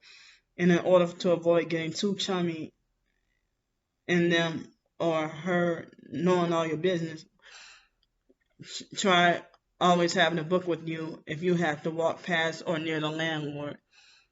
See, she's trying to tell me about how to act towards the landlord. And then she said, then you can direct any perchance conversation. Yeah, why would you use direct and conversation in a sense? Then you can direct any perchance conversation that comes up by talking about a book you are either reading or writing. And then did the wink smile, like, the wink smile. And then she said, if you have a turtleneck, they make folks look intelligent. Oh, and glasses. Get some kind of glasses you can tolerate wearing when you first meet this landlord. They have them at the Dollar Tree for $1. I mean, you're talking to me like as if I ain't got no intelligence. Like as if I'm slow, like directing me what to do. But why you say direct any perchance conversation? Why are you saying direct any direct conversation? So you're a fake nice perp. I don't even. And she was trying to lure me into a city where it was kind of close to Pensacola, but it's where the buses don't run. And so, this lady, her living situation seemed kind of weird and unstable, and yet trying to offer me a place to live. And shucks, I can't even go to Gulf Breeze because Gulf Breeze, um, I couldn't. At that time, that the fake Christian, fake Ti perp Tanya White, when she tried to trap me in her I don't know what the hell she was gonna do to me, but she tried to trap me in her her little tiny little um mobile home. Her camper or whatever. And so that was frightening. I already told y'all about that. But she has a YouTube channel, Tanya White. She's a fake Ti perp, a narcissistic fake Ti perp that looked like I think she looked like she's a meth head. So The ones who get you the most, the ones who put on a Christian front, those were the ones who who it's like you can't even trust anybody who just simply say that they're a Christian. You know, who I went into a long-winded, talk, you know. And so let me finish this point. I didn't know Janet Brown Gutzmore. Excuse me. Excuse me. I didn't know Janet Brown Gutzmore was a perp or had Masonic affiliation until after a while. She sent me down to Miami to have me set up. Other target individuals say that she sent me there for a street theater. But I guess better for me to be set up for a street theater than to be set up to be killed. And I forgot to mention that when Janet, after the fiasco was over, after everything was over, um, when Janet was treated mean by the police that night, and I'm like, damn, you just having a rough day all day with the police. And I'm like, are you sure you still want to go into the police force? Look how they treating you and stuff, and they trying to look for ways to punish you and persecute you and get you in trouble, you know. And so we left the incident. We left at exactly 11:33 p.m. that we left. And then she took me to that whatever efficiency. And then that Saturday night, and then Sunday morning, I was taking the braids out, and Janet got mad at me and said I didn't make sense, that I took the braids out and everything, So it took me like 8 to 10 hours. It took me about that long to even take the braids out and comb my hair out. And my hair was just about long enough to get put in a ponytail. But me being on the streets and then dealing with all the swimming and stuff, I couldn't even handle my hair and stuff. So I had to get it all cut off. And it's just about that way with rubbing alcohol getting splashed in my hair, quite a few times recently. Like I'm trying to hold on to my hair, trying to not get it cut again. But and I'm wondering, why would Janet manipulating me into wasting my money to go on that trip down there for a street theater? Why she couldn't do that up here in Pensacola? Why she had to send me on a trip way down there? But the only good thing, although me being fascinated with those, almost everybody has a mango tree or a coconut tree in their back. Almost every household has like one, two, or three mango trees and whatever. And I would go on fruit picking, and it was exciting, to get your own mangoes, coconuts, and everything. That was like the upside. That and me finally getting to go to Trader Joe's, Whole Foods, and Aldi, shopping there. So, but I also did some grocery shopping. I mean, just that Saturday, the day of the incident, Janet, I was trying to tell Janet about the food bank. Janet didn't want to go. And then she self-righteously waited till later on to go to Publix and go buy groceries, and had me go buy groceries too. And then I didn't see it coming, but that Tuesday I had this last minute suggestion for me to have to leave. And I had to leave all the groceries and stuff that I just bought, had to leave everything behind. Other than that, I could have had more money. Like, damn, I can never really have money for myself. So yeah, so I said I didn't know Janet Brown Gutzmore was a perp or had Masonic affiliation until after a while. She sent me down to Miami to have me set up. Other targeted individuals say that she sent me down there, for a street theater. 3 other people were shot and killed, during the street. I mean, well, I think they said one of them was shot, and one of them was killed, and 2 other just shot. But Janet never even sat down and discussed with me what happened that night. Like as if it was none of my business. But the street theater is on me to frighten and scare me. And then some people say that, well, maybe nobody really died, and maybe it was just, or maybe they try to the fake TI perps try to gaslight and try to be like, maybe there was V2K, a voice of skull, making you think that somebody shot a gun. No, motherfucker, they shot boom, boom, boom. Because I don't get V2K. I don't hear the voices. So, yeah. And so her husband, Tasano Gutzmore, is a narcissistic abuser. And at the time, the boy was 8, but he is now 9. And her 9-year-old son is a narcissistic perp in training. And he would do stuff like purposely smack his food on purpose, real loud on purpose, to antagonize and provoke me, and get an attitude and roll his eyes and always act like he wants to whip my ass and fight me and stuff. That little boy. And so I said, don't forget Kanika Jenkins, Sandra Bland, and the rest of them. Along those clan, and the celebrities and their relatives. Also, Myron May, Aaron Alexis, MK Ultra, failed MK Ultra program. If you're an MK Ultra victim and your programming doesn't work, you set up for sacrifice and MK Ultra thrown from the freedom train. So I'm also a black female targeted individual who set up for ritual sacrifice. A lot of the times your family is in on it and sell you out. It's the truth. We are in the last days. Hopefully God will protect me from getting killed.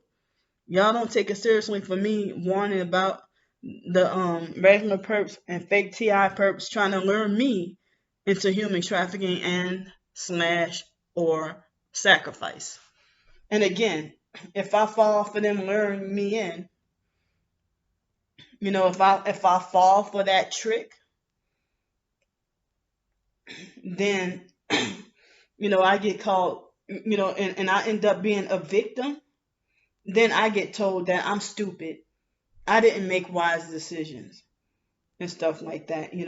All the blame is on me, and they don't even say that the perps who would murder me or rape me or could do a Kanika Jenkins kind of thing on me or whatever, if they would do anything like that, or if I got shot and killed by the brutally, shot and killed, or just beat down or skull cracked or anything weird by the police, everything will always be my fault, and I'm the fool. They'll make sure that they'll have their minds made up that crazy Candy is never innocent. So, as I said earlier in the video, they try to manipulate everybody to believe in your own black people. They try to manipulate, everybody in society. When you don't want to go along with narcissistic abuse and programming, if they say you allow yourself to be abused by outsiders, but then, you stand up to them being abusive, and they get really mad and try to get revenge. But then if you get taken advantage of by an outsider or a stranger, that's when they call you, say you're stupid and you allow yourself to be abused. But you don't see yourself as an abusive person. You think everything about you is just righteous. So then, they want everybody to think you're a mental nutcase, so that it can be easier for them to exterminate you or, ritually sacrifice you. And so that, people really won't care. Or people will wait till after you're dead to talk about how much of a great person you were and everything like that, and how full of life you were, and you were a hero, and you will light up a room. There's nothing negative they can say about you. And, you're this good and you were that good and you were so pretty. Like Master P said, give them their flowers while they're here. Give crazy Candy her flowers while she's here. Give me my flowers while I'm here. Don't wait till after I'm dead to praise me. But at the same time, don't be still trying to talk shit about me and, keep the narrative that, oh, Candy was crazy. Because I can see my biological family being the type of person, if something happened to me and I'm laying there in a room dead, or if they're making me up, you know, right before the funeral, and then they standing over my dead body, huddling together, gossiping and talking shit about me when I'm dead and I can't come back to life and defend myself. You know, and my family had me wondering in 2007, like I was super depressed, wondering why I was so hated by everybody, and what did I do wrong? And people on Yahoo Answers would be like, "Well, there's something you did in your past to make your family hate you, and they're not just gonna hate you for no reason." You know, so I didn't even realize, this whatever campaign and me being targeted and stuff like that even then.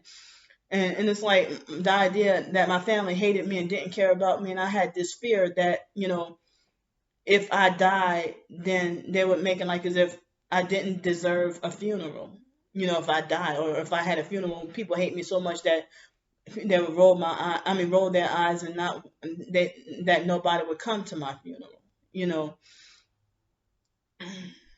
but I had to tell myself, what if like I end up, see how me getting all these thumbs down on the YouTube videos and stuff, hardly any support. But what if, I get like only like 8 people to come to my funeral and then I go to heaven?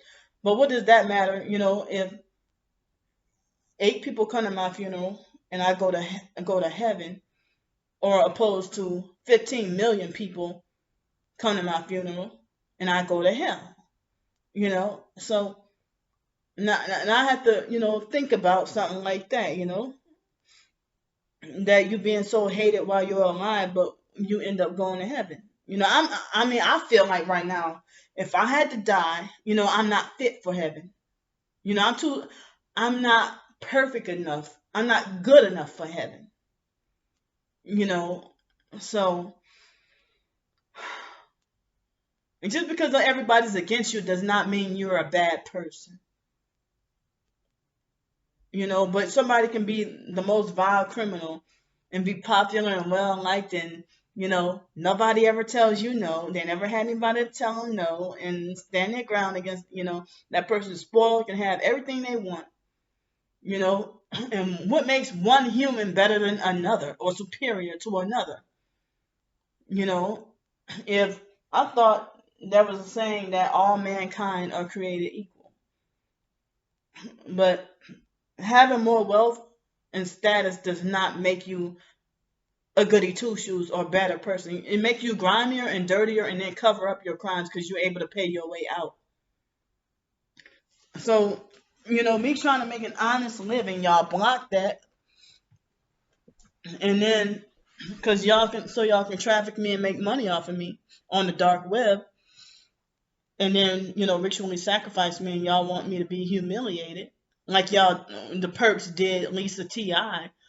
Like, if you wonder how the hell somebody get murdered and then die butt naked, that's freaking humiliating. What you did to Lisa T.I. So, but, I also would like to say that, white people, go through this as well. And other races of people and cultures go through this as well. But I'm sitting here talking about my black folks, since if people always want to cry out about, black on black crime, and wondering the who, what, when, where, why, just why is so much black on black crime and nothing's being done about it?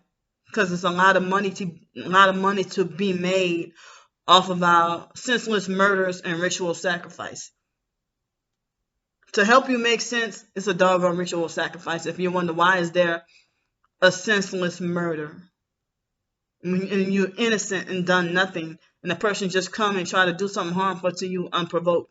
Like the video I saw last night, I think it was, about the lady unprovoked trying to push another innocent lady onto the train. For what? And who told her to do it? And the times we're in, there's a lot of, people saying that coronavirus or COVID-19 is making a lot of people do a lot of crazy shit, So, this turned out to last 2.5 hours. But thank y'all for following through with me and all the way to the end. And please don't forget, make sure, if you're interested, in order to get a better understanding of what I'm talking about, make sure you click on the links, whatever, in the description box, for further research and further interest. Because this is some serious stuff. It's not a game. It's not to be played with. Another human soul, you should not take that lightly. I'm sitting here, crying out for help. And so are other real targeted individuals.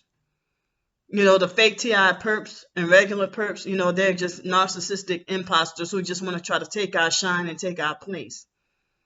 We're not even trying to be famous. We're not even trying to clout chase. We're just trying to bring more awareness to the forefront, of what's really happening, that, we're trying to get it out there and they're trying to suppress us. And then they'll try to use the Bible to guilt trip you into silence as well, and try to make like you exposing your targeting is sinning. You're not sinning by exposing what's going on with you.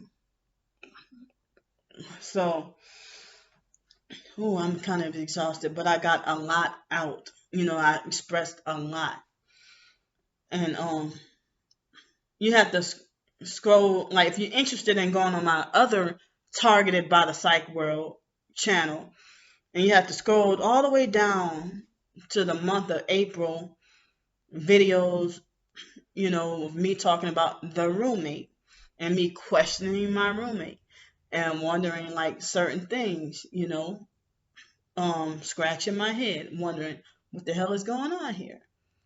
But I'm just thankful and glad that Janet didn't have me set up for me to be killed. But it might have been a message or a warning. I'm thankful that none of us three were hurt.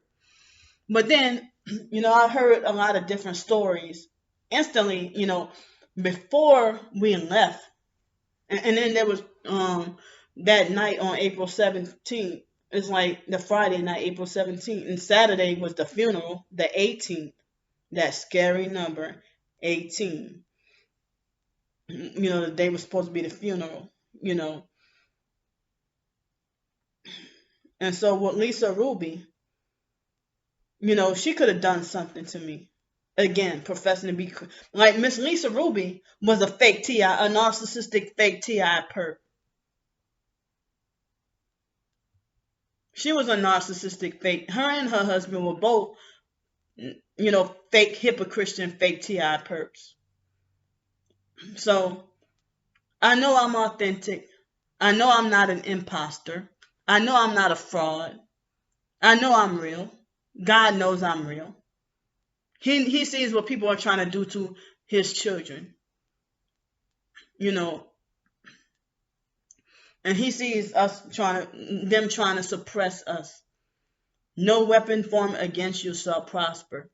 The fake IDMR cult never really taught us that scripture. Well, a lot of scriptures they never taught us. But they don't encourage you to read the whole Bible for yourself. They don't. And they want to suppress the truth while falsely claiming that they're the ones who have the truth. Excuse me. So there were a few other things that I wanted to talk about as far as some other topics go, but it kept slipping my mind each time I try to do a video. So I'm gonna go right here and I might talk about another topic later on tonight. I don't know. Maybe not. I don't know. But I might talk about another topic tonight. Might be just a miscellaneous random talk or something. I don't know if I might talk about anything. But it just helped me feel more at ease and feel more anxiety. Help me calm down my anxiety, before bed. If I, try to get me hopefully some sleep.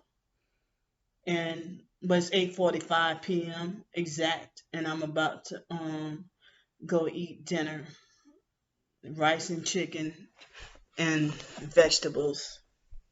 I think all my stomach has enough room for is just maybe the rice, chicken, and carrots. But I also wanted to eat me some that cucumber. But maybe I'll eat the cucumber tomorrow, the last cucumber, and then the radishes aren't open yet, but the radishes should still be good. And I still got me some pears too. So thanks for listening to me. I hope y'all understand and get what I'm trying to say. I don't sound fake, do I? I don't sound like I'm playing around or playing games, do I? You know, I know I'm sincere. I know I'm real. I know I'm being honest. You know, so me trying to emphasize because so many people, the liars trying to reverse everything and falsely accuse me of being a liar and the one full of games. And it's like you can never win with the narcissistic abuser. Seems like they always have the upper hand. I say criminally, illegally, and undeservingly steal the upper hand. Like as if you're defenseless against the narcissistic abusers and the perps and whatever. But I say it again. People sell their soul to the devil, and then people are nice and normal and everything, and that's when they get big headed and narcissistic after they sold out. Or some people are just born evil and destructive. And it's like peeling the mask coming off, or you peeling like a coat, peeling the layers like an onion. So I'm glad I talked about this topic. I mean, I know I need to do, my personal private prayer, but I'm praying for God to keep all of us safe, protected from harm, with the harm that they're trying to do to us, so that they won't try to steal, kill, and destroy, you know, doing the works of their Father. So I love y'all and see y'all in a while. Bye.